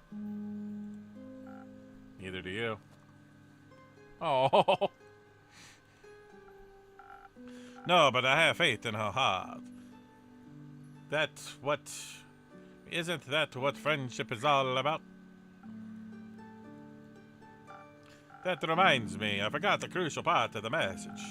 Our dear friend Stranger told me he would like to see you again. He said... What was it? Don't think about it too hard. Ah, of course, the letter. Letter?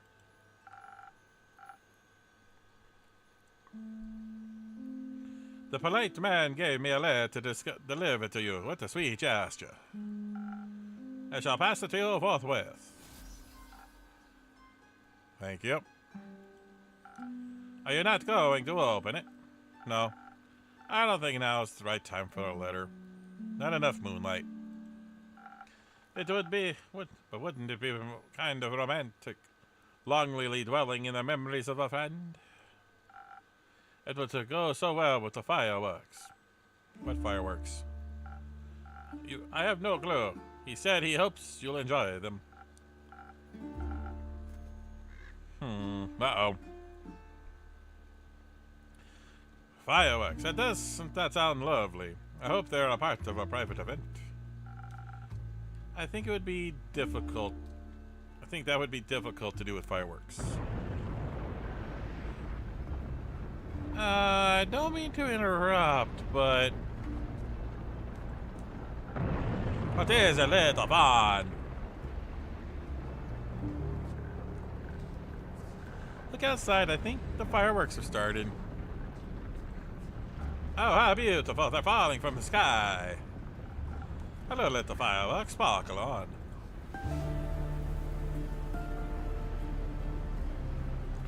Well, something's bombarding the town. Those aren't fireworks. They're stars. Is that supposed to happen?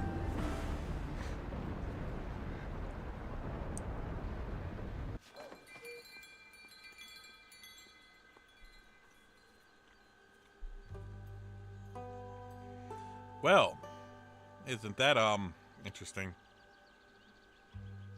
Oh, the bird's gone. Oh, he's right there.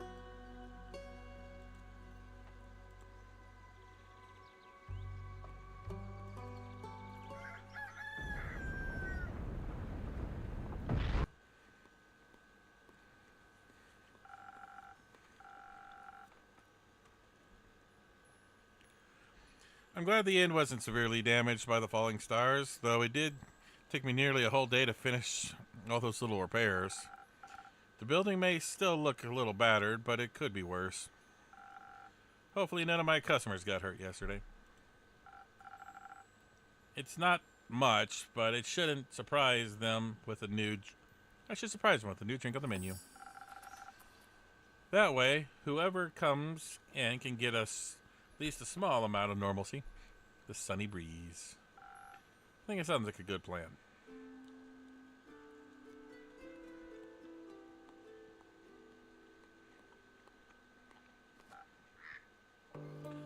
Innkeeper. Jade. Didn't think you'd show up after last time. No hard feelings. Miami again. Who started the whole brawl? No clue, actually. Must have slipped my mind. Would a drink help you remember? If I wanted to chat about it, maybe. But you know how much the remnants of the past bore me. Then let's focus on the present. Let's. I didn't come all this way to revel in old times after all, though. Although I brought you something I knew you'd find useful, just in case you did remember who started the brawl. Oh, this is interesting. Let me see. It's some thunder sage. Found it on one of my jobs. I didn't have any use for it. What's wrong with your hands and arms? Are they made of jade? That'd be cool. Just don't try to boil tea leaves. The other leaves taste dreadful. Numbs your tongue. You seem to be speaking from experience. Did you try to drink it? I still have nothing. Your tavern seems to be getting on in years. Seems like nothing can escape the grip of time.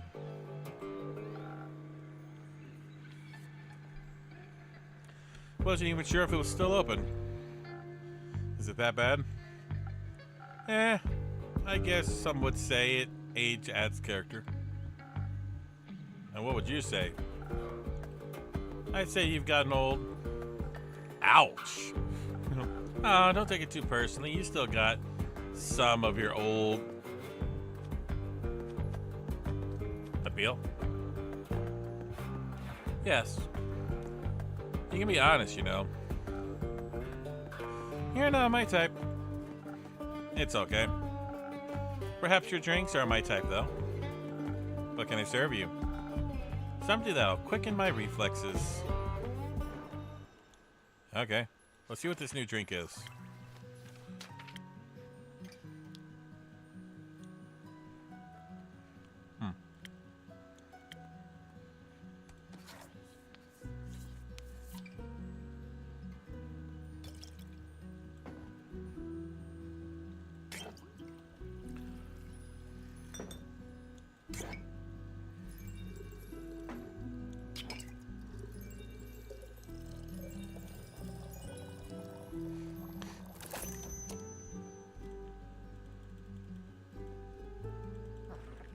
Pedandu.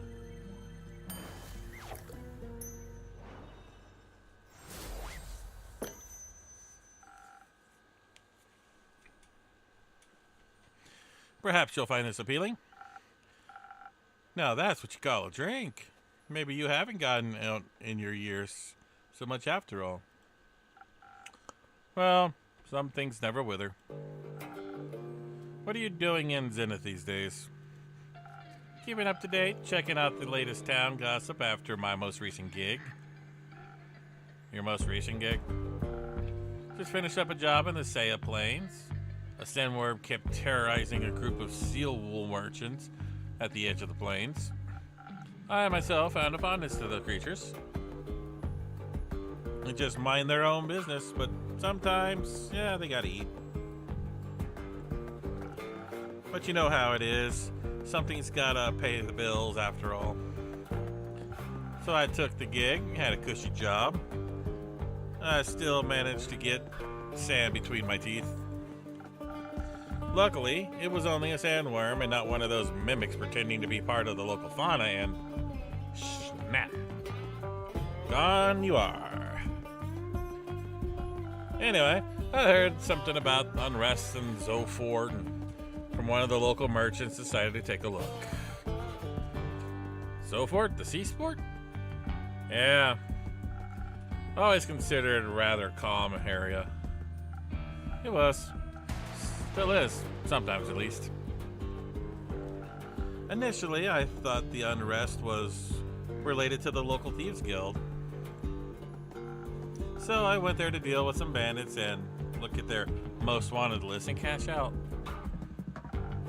There was no real challenge though, so I didn't pick up anything. Other than a few hundred whispers at the markets, that is. Something about some archmage's familiar went missing or whatever. Perhaps a job for you? I'm not a welfare association. Like, I do what I can for missing familiars if one's gonna pay me, you know. Of course. I was way more interested in hearing more about the undead on the other side of the country that my colleagues were mumbling about. So I came here, and naturally I couldn't resist coming to see how you were holding up. I'm doing very well, thank you. Honestly, not too good. I'd ask if you want to talk about it. I think you already know the answer. Correct. Sure, whatever you say. So, do you know anything about those undead? Not really. I've been a bit preoccupied cleaning up this mess. The tavern was a tad affected by some recent incidents. What do you mean, the shooting stars? Whoa, hello. Shooting stars? That is much more serious than I thought. And keep a drink, please. Perhaps something to boost my defenses. That's a lot of hair you got there, lady. I'll have to be equipped for every possible situation after this kind of morning. Coming right up.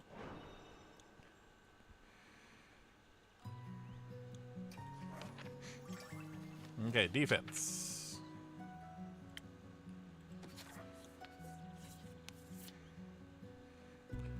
Little bit of charisma. A little bit of strength. And a whole lot of defense. Scratch him. Give him a little scratch.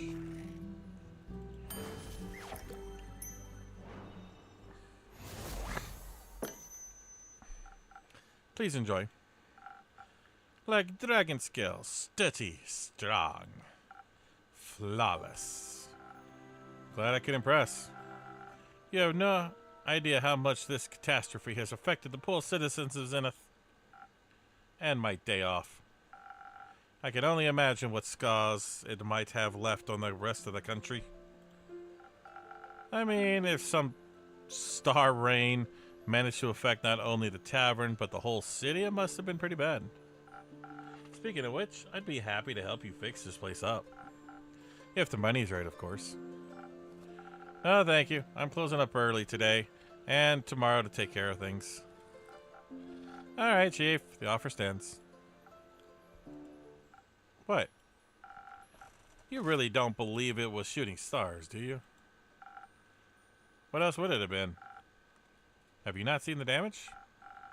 Last time I checked, shooting stars were flaming comets traveling through the firmament of Cassiopeia. Sometimes they crash on Gaia. Rarely, but it happens. Nothing I would worry about. I'm just an average Genesis. Just an average Genesis for me. Cassiopeia, help me. What? Do you know something I don't? Perhaps. Oh, do enlighten me, please. Well, it seems you're not aware of who you're talking to. Nope. My name is hard to pronounce. Alethea Anwar. I'm a devotee of the great dragon Cassiopeia, bringer of chains in the light of the gilded sea. I fight for those who cannot fight for themselves, bring justice to those who would bring doom. And I am very aware of when something is wrong with the firmament. Cool. Pleased to meet you, Ellie. Now, trust me when I tell you this is more than your average asteroid shower. I am bad at trusting strangers, but go ahead. I believe something way worse happened. What? I know the stars fell from the sky. Literally. Usually I reside in the Aperture.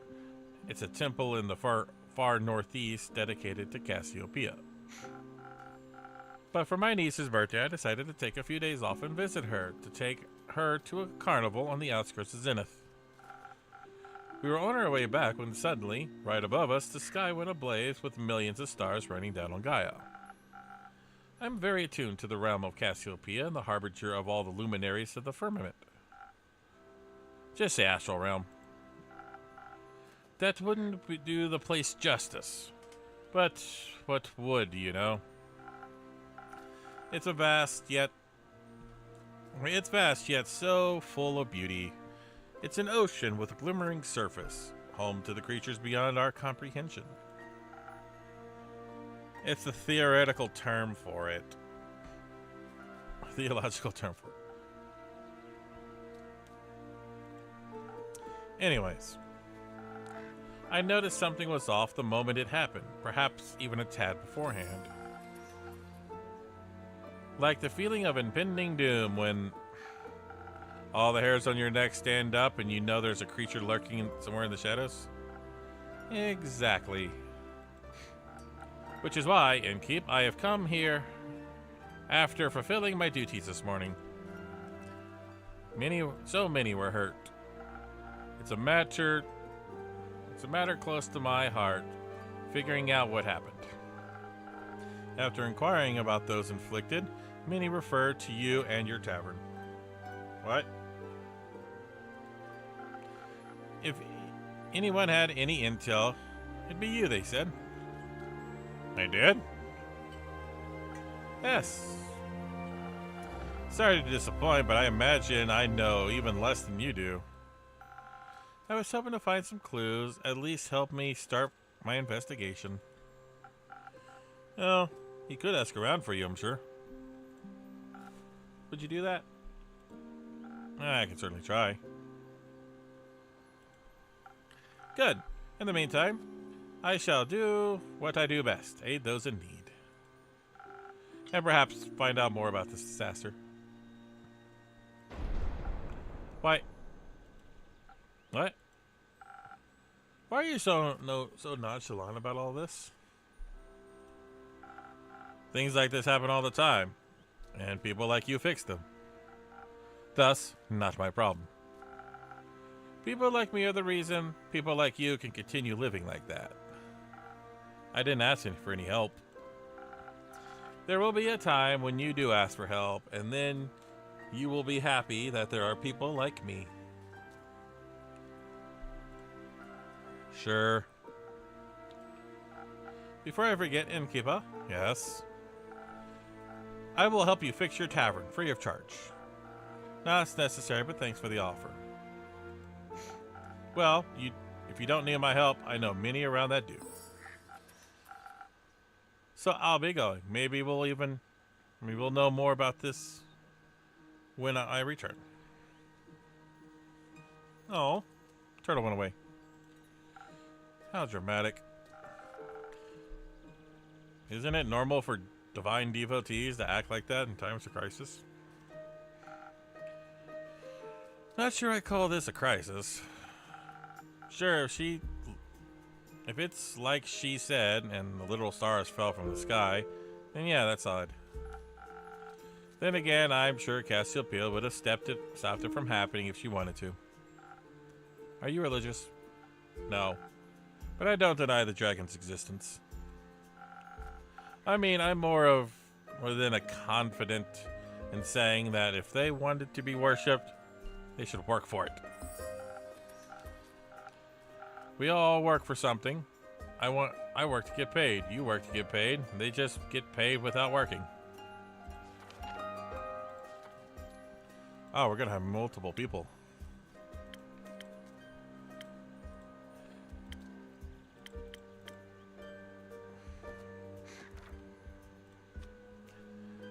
I wouldn't say they aren't working.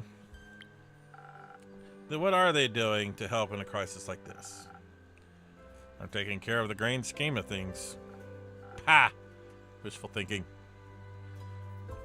To you. Oh. Greetings, adventurer. Oh, me. You're the one who entered my tavern, no? Yeah, but in what way do I look like an adventurer? That's just his standard greeting. But you couldn't cover any more, I suppose. I have a wide variety of greetings. Uh-huh. If that makes you feel better. Hit me and give me something of your repertoire of greetings. Heyo, bro. Cringe fail. Didn't you greet me like that? It's different when I do it. Yeah, the whole demeanor revolves around cringe. Yeah, Wait, what? Who are you? Who even are you? Jade. You? Iniko. Cool name, Jade. Can I steal it? What?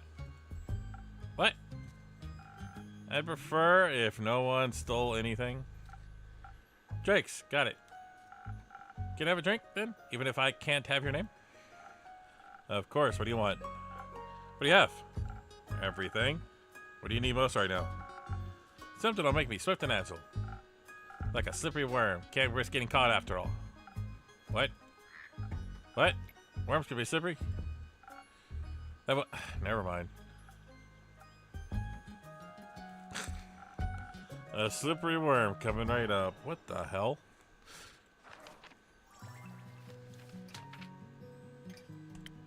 Why must everyone order this drink? It's getting so annoying.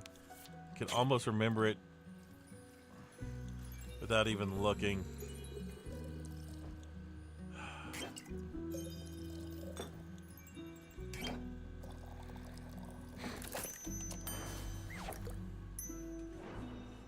Yeah, I did that without even looking, so.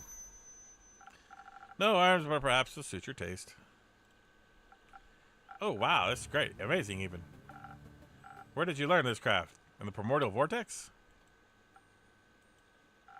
Don't look at me like that. I'm just joking. You aren't from here, are you? Who, me? Who else? Courtney. I'm Corey.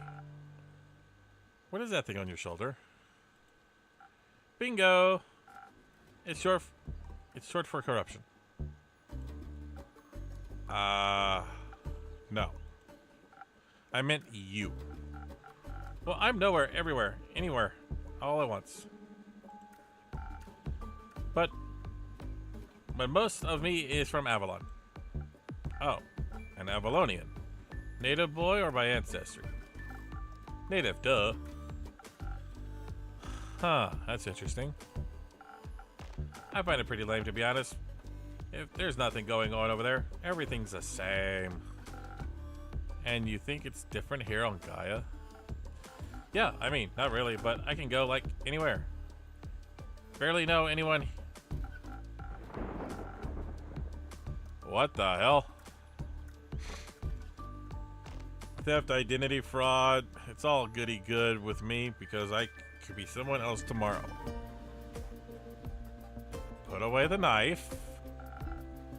And Avalon, me and Avalon, they all see through that game very quickly. I see. Changeling then. Yes, I say so out of trust.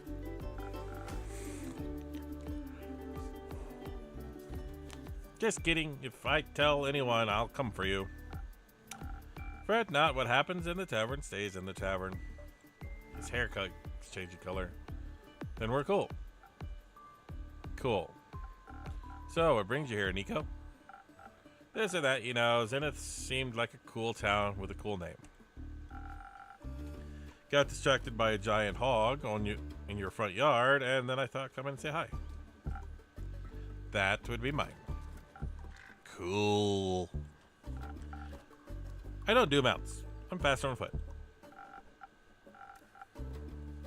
And that way I can admire the landscape. Take U-turns through narrow spaces, pickpocket. And did you admire the wrecked ruin that once was Zenith? I mean, I love chaos, so... Is it that bad? Do you even leave your tavern and keep? The city looks like a broken mirror. Bet it does. Looks like a star hit the center of Zenith and boom! Put the knife away. His necklace is eyeballs? Yep. Oh.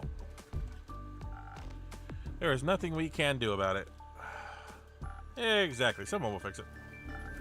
And that someone's not me. Ha! Me neither. What if no one fixes it? So what? Then it stays broken. The Aether Tree won't tumble just because some stars fell from the sky. I'm sure some enigmatic art is already on their way to fix it. Needn't get my hands dirty. Ditto. Isn't that a bit bleak? Why even bother? There's always someone who fixes everything. And if not, then I ain't bothering everyone else enough. Which means it isn't a problem. Exactly. I know Jade is a mercenary, but Aniko, you aren't exactly traditional adventurer either, huh? No way. Their self-righteous and self-sacrificial hero conflicts ain't my vibe. I wouldn't say all adventurers are like that. Name one adventurer that didn't die from self-sacrifice tendencies.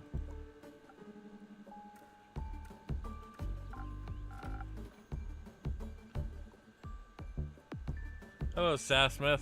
How you doing today? I knew one, but they perished thanks to their hubris. Another classic. Reminds me of a group that I met last week in Erevan. They were nice, but too nice, you know? I know exactly what you mean. They were also on their way to investigate the falling stars. Nah, they were heading north, somewhere north. Didn't really care. Listen, didn't care. But it was nice of them too, you know? Charmed some rations out of them when they prepared breakfast at their camp. Sat around the campfire drinking tea, munching on bread and bacon. One of them was a wizard, I believe, full of robes and a magic type guy. Kept on about how Leviathan was sending bad omens to the top of their teacup. Leviathan? Huh? Why him?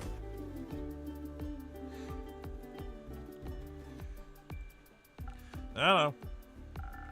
Was he trying to warn you about his sister's demise? His sister? Cassiopeia. Ah, right. Sorry, mythology isn't really my cup of tea. What is your cup of tea? Fraud! Put the knife away. Checks out. I have to see his board. Okay, he's also a they, them. A monk, chaotic neutral. See, lawful neutral, chaotic neutral, neutral good, chaotic good, lawful good. Oh, she's a paladin. Chaotic good, chaotic neutral. I've never seen a chaotic neutral monk before. But apparently he's crazy. So Leviathan warned him via his tea leaves about. And it started something terrible. Tattered wings, tainted of the guild sea and the dark shades of misery. Leaving behind nothing but a shimmering void. That's exactly what he said. How do you know him? I think I read that somewhere before. Did you also read about the burning eruption from the foothills of the Dulwell Hills? No, but I heard about when I was in Zoford, though the Fae were doing one of their quirky rituals again. Wait, so it actually happened? Yep. I also read about from his tea leaves. Whoa, seems like the guy's real psychic. I guess divination magic can be very powerful too. So Sci Spy, if I don't know how long this will take you to hear this, but you're a bartender in this game, and you're just giving out quests when you get them, and he has cat fingers. Anyway, and it's basically you're just being a bartender and like a D&D type world. That's all this game really is. It's pretty relaxing. The tea leaf said, the wings shall be torn apart at the feet of Avalon, nest between the peaks of the Dulwell. So it could be true. What? The sounds of what happened in Dulwell was the reason the stars fell from the sky. Tainted gilded sea, shimmering void, metaphors from a starless sky. If the wizard was right about his tea leaf reading, that is. But it fits from what I heard in Zolfart, happened just a few days ago. And that's how you're connecting it all? Hang on. Oh, I have a quest. Okay, what else do we have here? That's something else. So yeah, I have a quest to give somebody.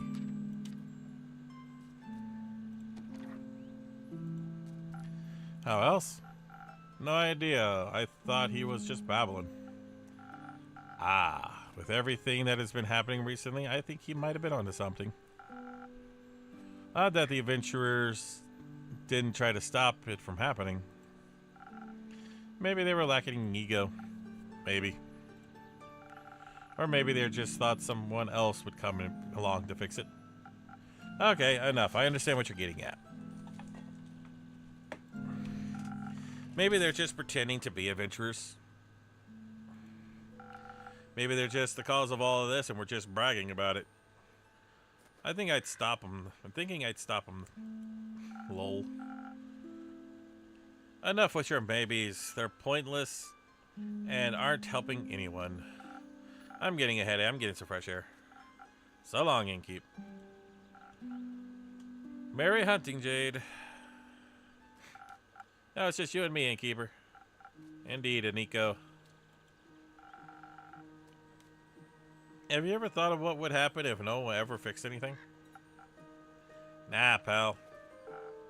I don't think about it. Life's easier that way. Why do you worry so much? You have your tavern.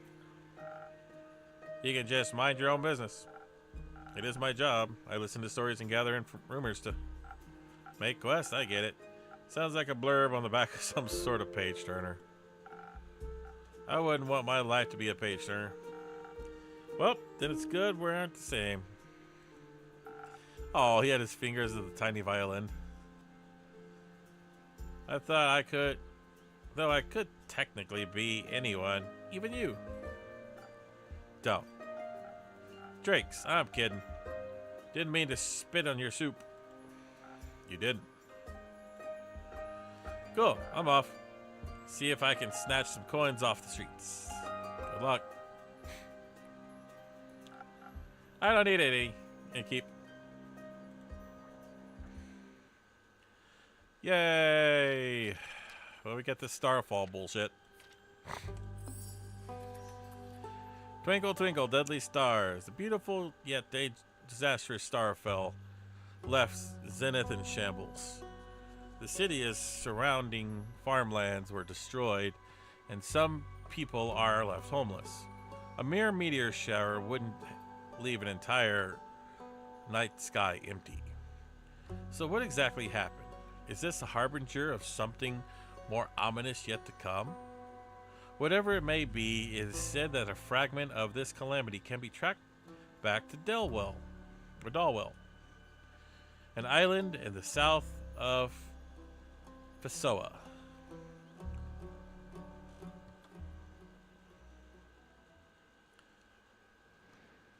Up, gotta feed him. Clean the place up and turn off the lights. I'm loving this game. I really am. I don't know what other people think about it, but I'm actually liking this. Oh. Well, we're gonna have a dull day. Yeah, there's a sheep. The birds are hiding. Oh, where's my dragon? Where's my little dragon friend? Is he gone? He was sleeping right there. Oh, my little dragon guy is gone. Oh well.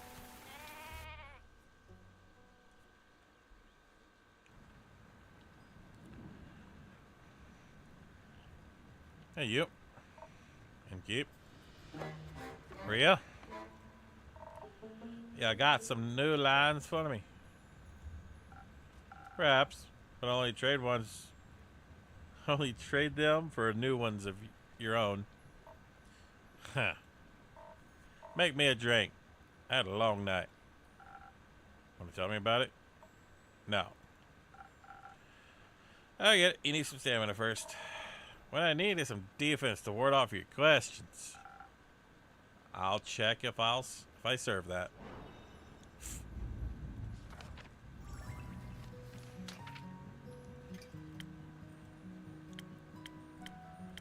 Everybody always wants the same damn drink. Like, come on, guys. Get something different.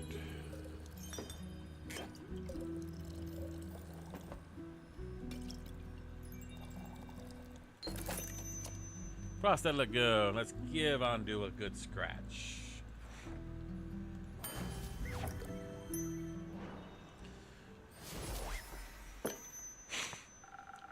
Some defense to keep your favorite innkeeper at bay. Who says you're my favorite? I might be after this drink. Fair enough. You're climbing up there. Very happy to hear that. Now, I got a question for you. You think you can handle that? I'll try my best, Miss Frostgrip. Ms. My bad, Ms. Frostgrip. I just thought since you are such a catch, keep it to yourself. Alright. It's Kyle here. I was looking for him around town, but not a single lad or lassie's seen him. Or maybe he got crushed by a fallen star. Worried? No. I see. I think we should be waking... You should be waking up right about now. Hurrah! There he is.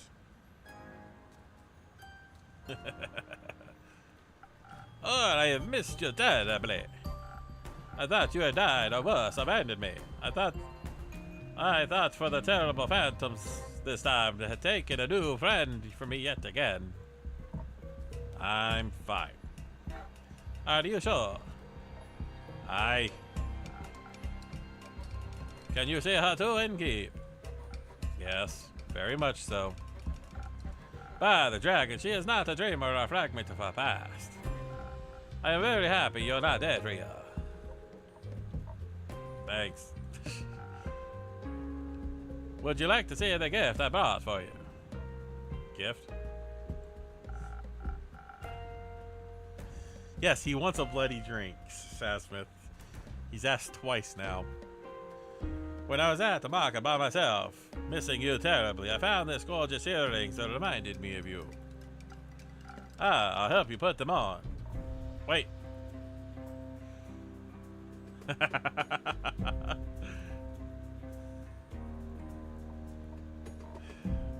those suns? Yes, because your friendship lights up my undead life. What do you think? I like them. They match me other jewelry. And the craftsmanship is decent. You mentioned you like leatherback clasps. I do like them. When did I say that? I'm not sure, at some point. Or maybe I dreamed it. It is very likely. Speaking of dreams, I had the strongest dream about the stars falling the other day. They crashed in the sky like a rain of fire or beautiful fireworks. There must have been something wrong with the drink.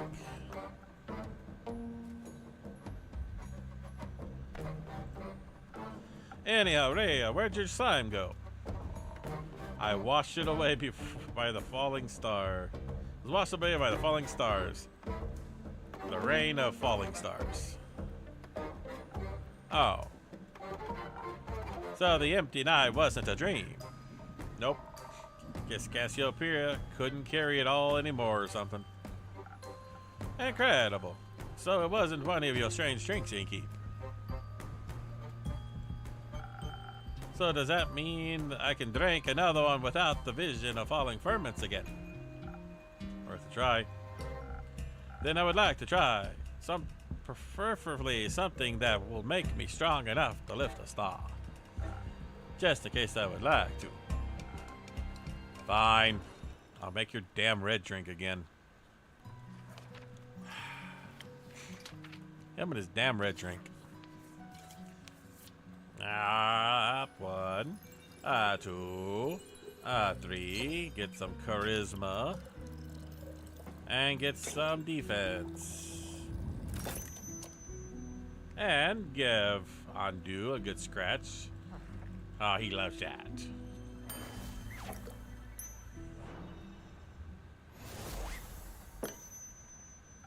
Here, my best attempts at supporting your star-falling lifting career.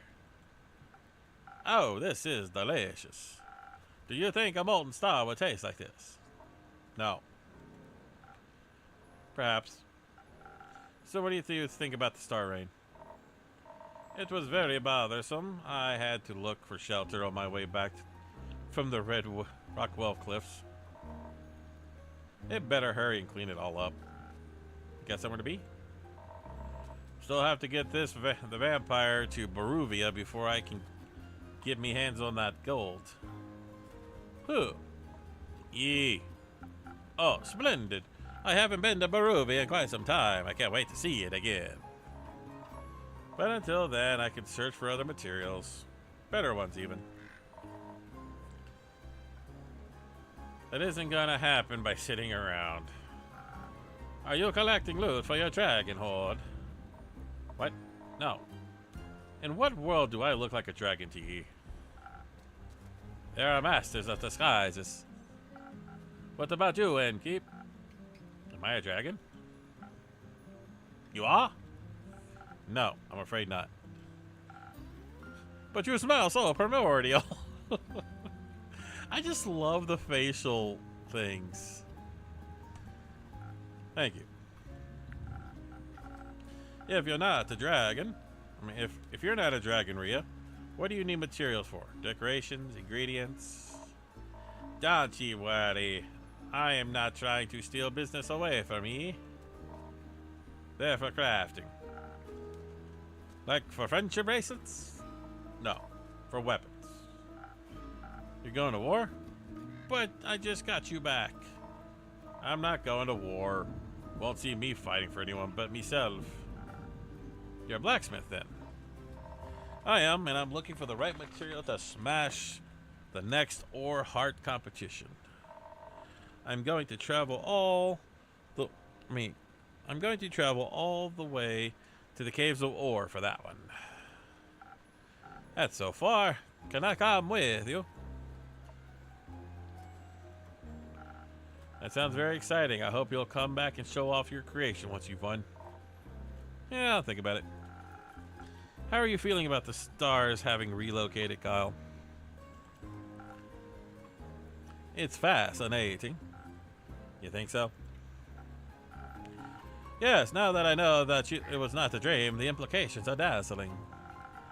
Yesterday, when I was looking up at the night, I could see nothing but darkness. But then I stared at the sedating nothingness, and I could see an astral hairfish hopping across the sky. Its sparkling tail left a gleam of light in its wake. It was followed by more of its kind, like a pack finding a place to rest for impending sunrise. With the light of the stars binding me, I would have never been able to see such a spectacle. And you still thought you were dreaming? I thought the stars had gone into hiding. We all do that sometimes. I would love to know how they're doing it on Earth. They must have enjoyed the new atmosphere. Possibly. Speaking of exciting, have you had a chance to take a peek at the letter of yours, innkeeper? I'm afraid not. Either way, how exciting. You know this world has never ceases to amaze me with natural wonders. Hi there, Coda. I got you. Meow, meow. Meow, meow.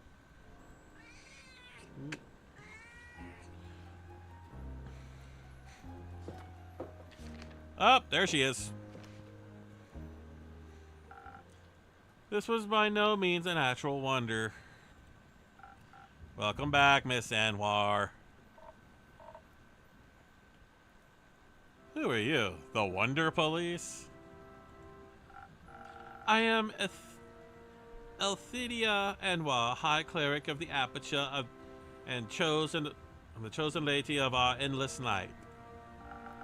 And I have returned to the establishment to investigate the tragedy of the Starfall. Oh, not one of those protagonist types. And Cave, I am happy to see that you were able to collect more information for my research. I am grateful for your help in these trying times. At your service, miss. There's a paladin, a dwarf, and a vampire walk into a bar. What's the matter, sweetie? Meow? Meow? Oh, come here. I got you. What are these trying times? Me and the most wonderful place in Asteria. The empty night sky is no laughing matter. This must be taken care of swiftly. I guess it's empty every time of the day now, actually. How does not worry anyone? I have other things to worry about. And if these sorts of things stop happening, this blabber would be out of a job. Indeed. I find it very exciting. This is somehow even more worrying. Say, are you a vampire? Uh-oh. Choose your words carefully, Kyle. What else would he be? I am indeed. This is all very exciting. Do you have any affiliation with Morrow Castle? Uh-oh. Kyle, choose your words carefully. What is a castle? Why are you asking? While I was seeking shelter from a calamity, I came across a young echo who was gloomily temperate.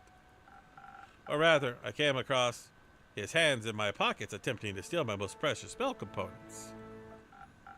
Lucky for him, I am not a very vengeful person, and I believe in the redemption power of second chances. In an effort, he did make an effort to not to steal from me again. Very wise. Did he travel with you? No. We went our separate ways. I believe he wanted to be alone after narrowly escaping an encounter with a horrid vampire. Horrid vampire. They must be very hungry. As they tend to be. Only if you're not eating responsibly. Who did you say they encountered again, Miss Eliathea? A rogue. Ish. Wind echo. Ah, yes, the windy aftertaste is hard to resist. And the primordial blood is a delicious luxury. Speaking of which, innkeeper. No.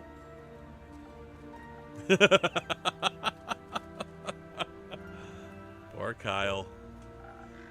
Are you from the primordial sea? Not in the slightest, but my blood would taste delicious if I was willing to share it. I see. What about your blood, Miss Alilia? Are you out of your mind? Positioning a holy woman for her blood? Well, you got a lot of it. Fair question. I need all of it to keep my strength against the looming evils of this world. Without me, who would even care enough to investigate this whole mess? After all, none of you seem to care. Besides, the taste of my blood would probably reduce you to ashes. I like your unwavering sense of self-importance. Thank you. I like your earrings. Thanks. So, what are your next footsteps for saving us citizens? Well, your rumors are all over the place, which is good. It means there's a lot to look into. Still, I would appreciate a bit more organization. My bad. I will start my investigation in Zenith and Themes.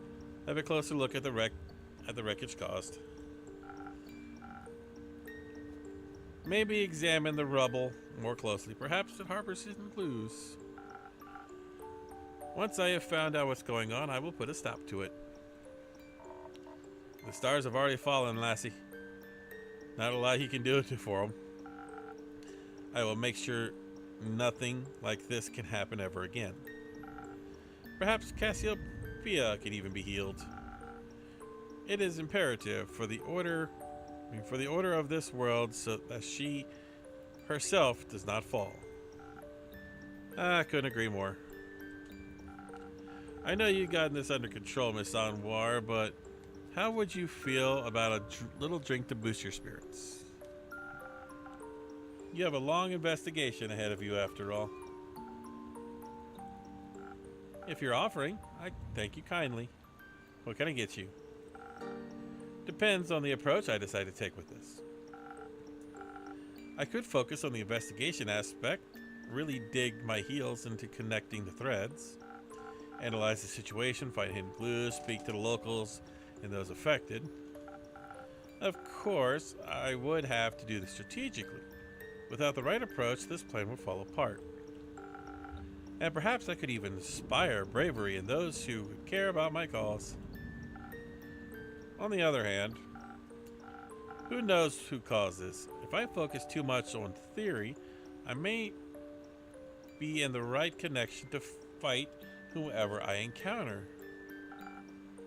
But you will be able to talk to them. It's also more entertaining. Not everyone can be reasoned with. In such a case, I should be able to properly defend myself. Especially if something similar should threaten to occur again. I need to be prepared for even the worst case scenario. I could offer you some Phoenix chilies. Who knows what you'll encounter, but burning stars are best avoided with a hint of fire resistance. Sounds reasonable. So either it's the right balance between intelligence and inspiration, or the ultimate fireproof self-defense. I am not certain which path I should walk. You should trust the innkeeper with this one. He always has the most wonderful solutions. Just this once I shall. I'll make sure not to disappoint. Well, if all the stars have already fallen, I think we are going for...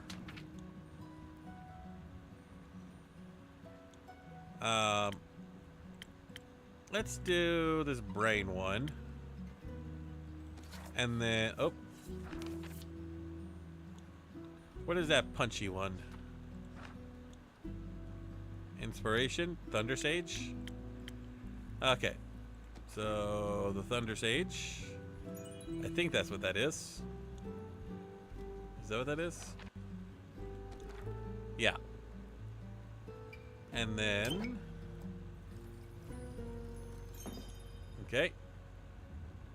And Charisma.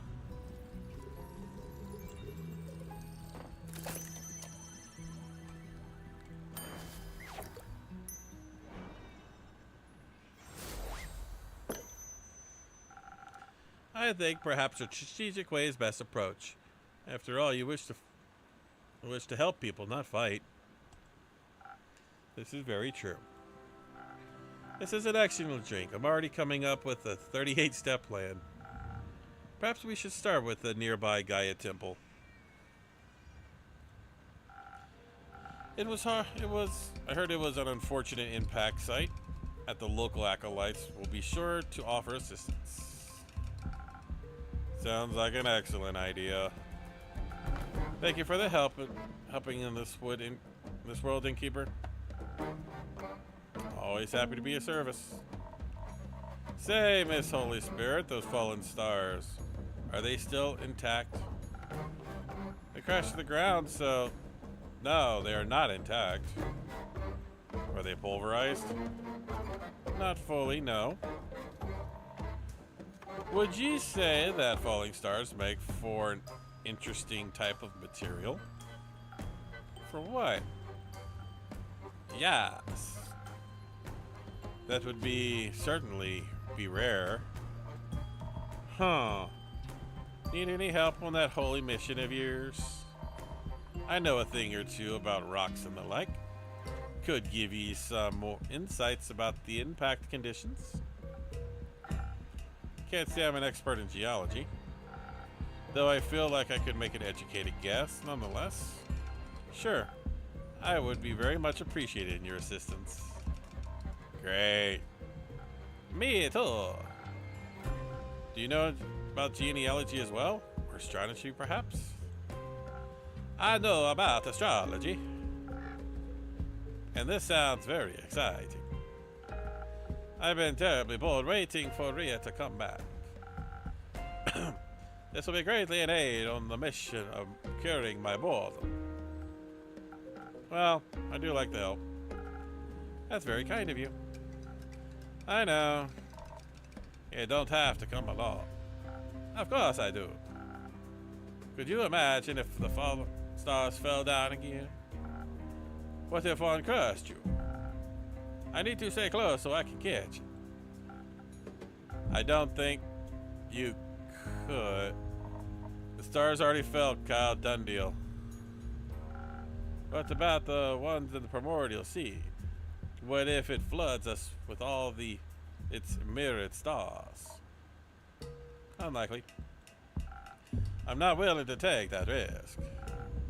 I am going on an adventure with you. And with you and Miss Eliathea. Great. Wonderful. I appreciate the enthusiasm. Let us not waste any more time. Thank you for your aid, Innkeep. I shall return with conclusions and perhaps even mended firmaments. I'm looking forward to hearing of your heroic deeds. How exciting. Wish me luck. Good luck, Rhea. Hope you find suitable material. Me too. Is that it? Yep, that's it. Nighttime. Oh, hi there, little one. Hello? Hello? I would like your finest drink, please. A drink, you say? What did you have in mind, miss? Uh-oh. I know that face. Oh, it's not here. Melina. But Melly is fine. It's short for Melina. I see. Well then, Melly, kind of drink would you like? Something tasty. Something that will give me fun ideas. I want some Thunder Sage. I don't have any money, but I got something to barter for the drink. You don't need to pay, but I want to. It doesn't feel right otherwise. All right, fine with me. What do you have for me? Oh, thank you very much. A golden feather, huh? Nice. Now I can accept a drink. Very well. Let me see what I can do. Okay, so you want something for fun ideas. That's this. Said something about Thunder Sage. Don't know why.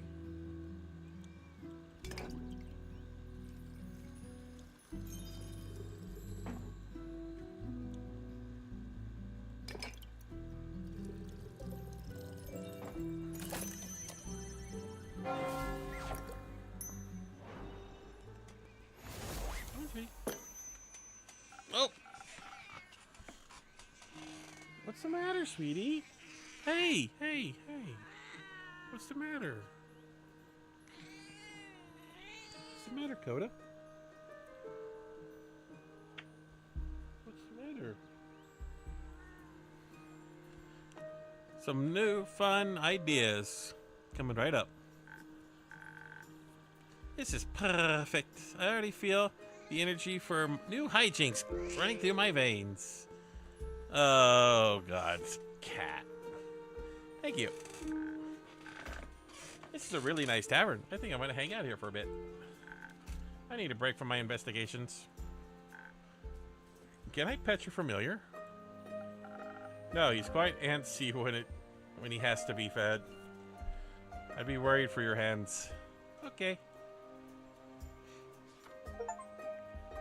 Hey, dude. What's up? Oh, Zephyr. Almost didn't see you there. I suppose I am as stealthy as a knight. No, as the knight. I meant as the knight. Sounds like you need a drink. Desperately. One that will help me remember words.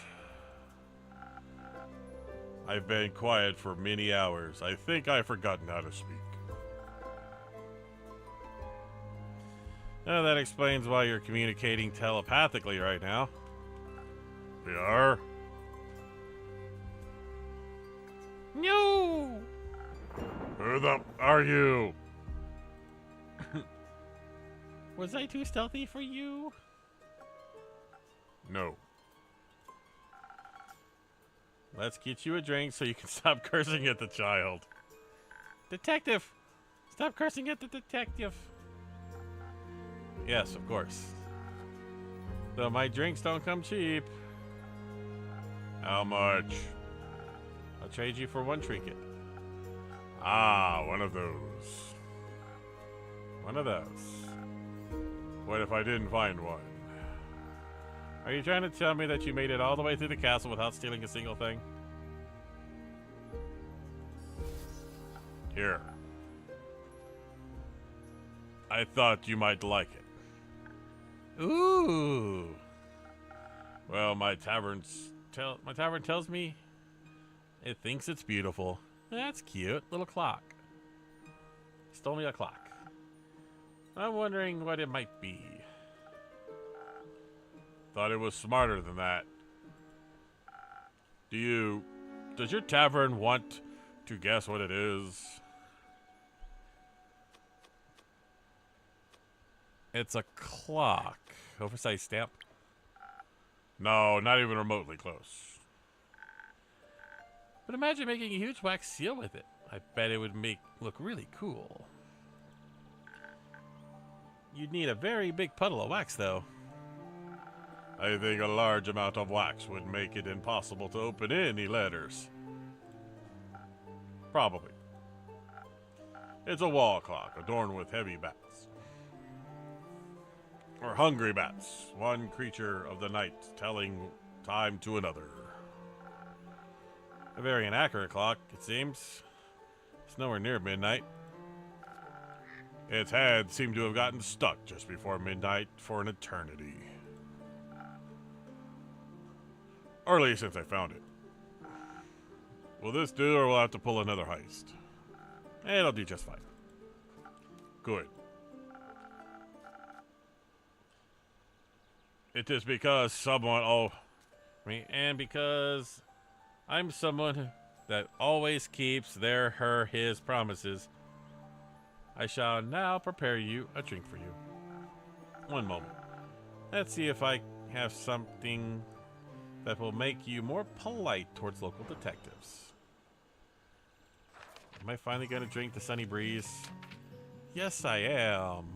All right.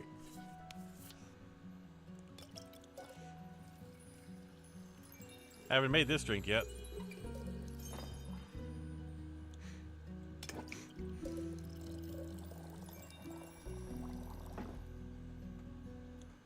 But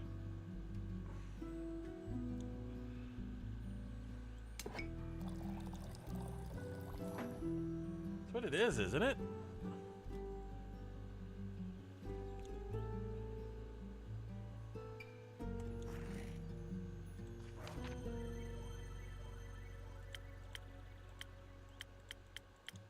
Is it the wrong one?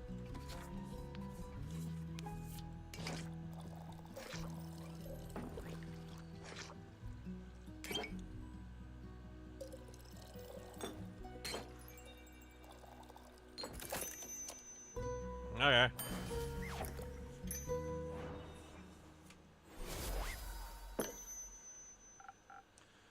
Politely, a drink.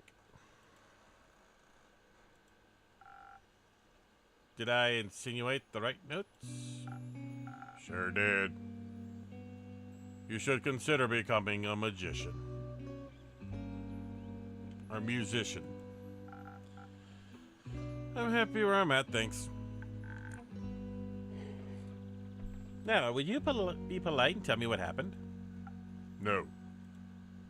Why not? I don't even know who you are. I am Melina, but you can call me Melly. No thanks. So, what else did you steal? Castles have many things, I hear. Nothing. Shouldn't you be at school? I don't go to school. I'm already smart enough. Do your parents agree with that? My parents are dead. Ow. And they didn't come back as ghosts to tell me to go to school. So it can't be that important. Sorry to hear that. It's okay. It's already been many years since the incident. Since they died. Just kidding, I could out. It's been 7 years. So I was only 3 when they disappeared forever. I don't remember a lot about them. So you're 10. But I already solved their murder, so it's okay. Did you avenge them? No. They got eaten by zombies. So the zombies got eaten by a T-Rex. Nothing left to avenge. That makes sense. It does not. I must have feel horrible. I'm sorry it happened to you, Melly. No child should grow up alone. It's okay, I'm not alone. Just by myself. Isn't that the same thing? No, I meet great people. We're all working on my cases all the time. Sure, they never stick around, but I always get to spend time with them and we have lots of fun together. And then I leave, but it's okay because other people come by and I get to meet them. So many different personalities. It never gets boring. It's cool.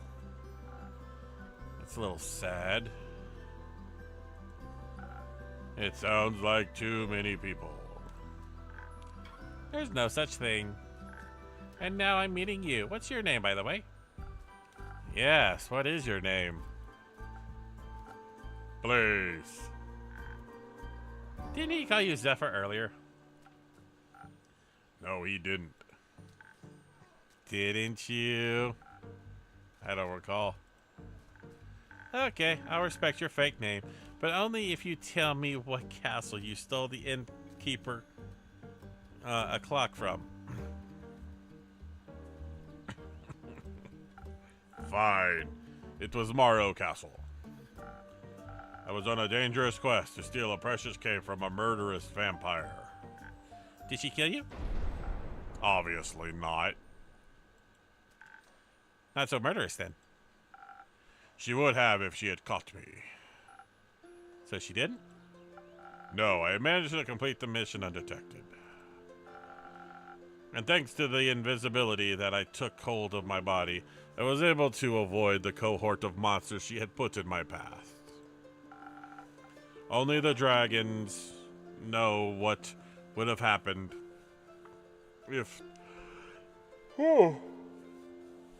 they have spotted me, weak and not prepared for a fight. But they didn't. But they didn't.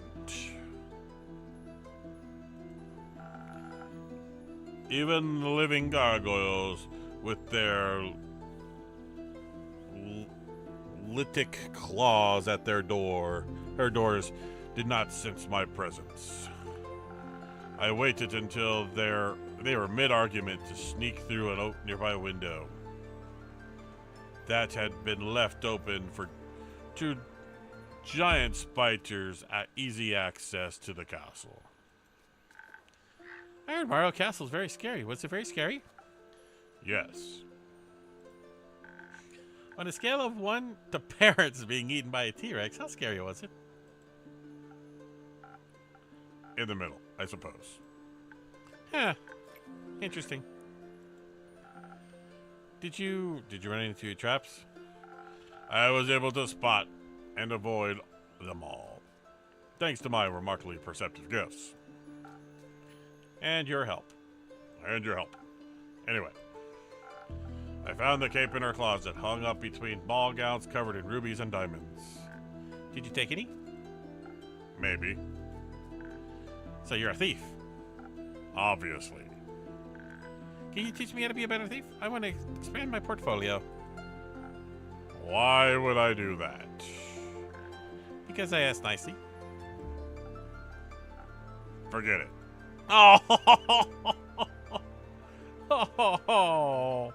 Oh, no. I took the cape, along with whatever gemstones I could find. When I heard her approaching her chambers, quickly I hid among the dressing gowns, holding my breath to avoid making any sounds.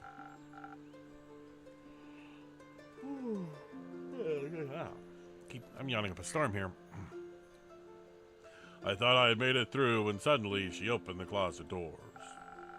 I was pressed so close to the wall I thought the wood would start vibrating in the rhythm of my heartbeat. But she reached past me, picked out a hat, and returned to her dastardly vampiric activities. What are vampiric activities? I don't know, sucking blood, turning into bats, scheming about blood. Lots of blood stuff sounds like it. Indeed. Did you make it out easily, Blaze? I found a secret passageway that led below the pond through the earth to the summit of Witch's Peak.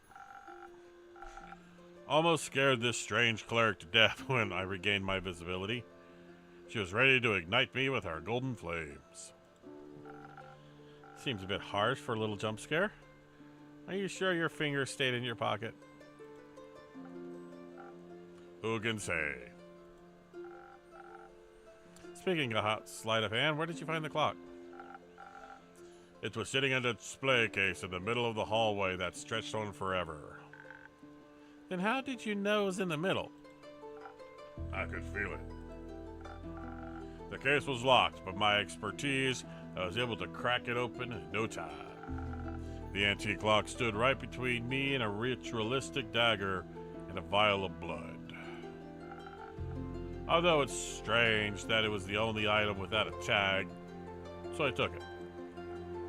Tag? She was very organized, labels everything. Why would you display a vial of blood? Shouldn't that be in her pantry? Its label described it as a blood of the very first vampire, Mike.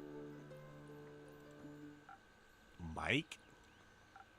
Mike. Judging by its position next to the priceless item, the clock must be worth a fortune. In that case, thank you. It would look great. It will look great at my tavern. Indeed. Sounds like you would have been in a lot of trouble if you got caught. But it wasn't. Thanks to the Innkeeper's drink, I only survived, but also avoided the horror's wrath entirely. Sounds like a tasty drink. I would hope so. Seems like the quest was completed successfully. Thank you, Blaze. You did a good job.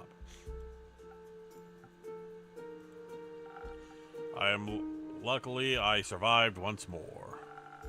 It is a miracle I made it past many monstrous creatures without being harmed. Do you think you might have died when you took the quest, I mean? It's always a possibility. Then why would you go? Death is inevitable, such is life. Huh. At least you have your cape now. It's not mine. It belongs to another vampire. What? Another vampire? Yes, it was stolen from him by a lover's quarrel. The clutches of love always end in tragedy. But the comedy it takes to get there is worth the ride. Only for those willing to suffer. Aren't we all? Speaking of suffering, I'm sure Kyle, it's the long-suffering, very comedic vampire, Melly, would love to have his cape back. Could I extend the quest to include a very speedy delivery? After the day I've had. You've done enough hiding for one day, don't you think?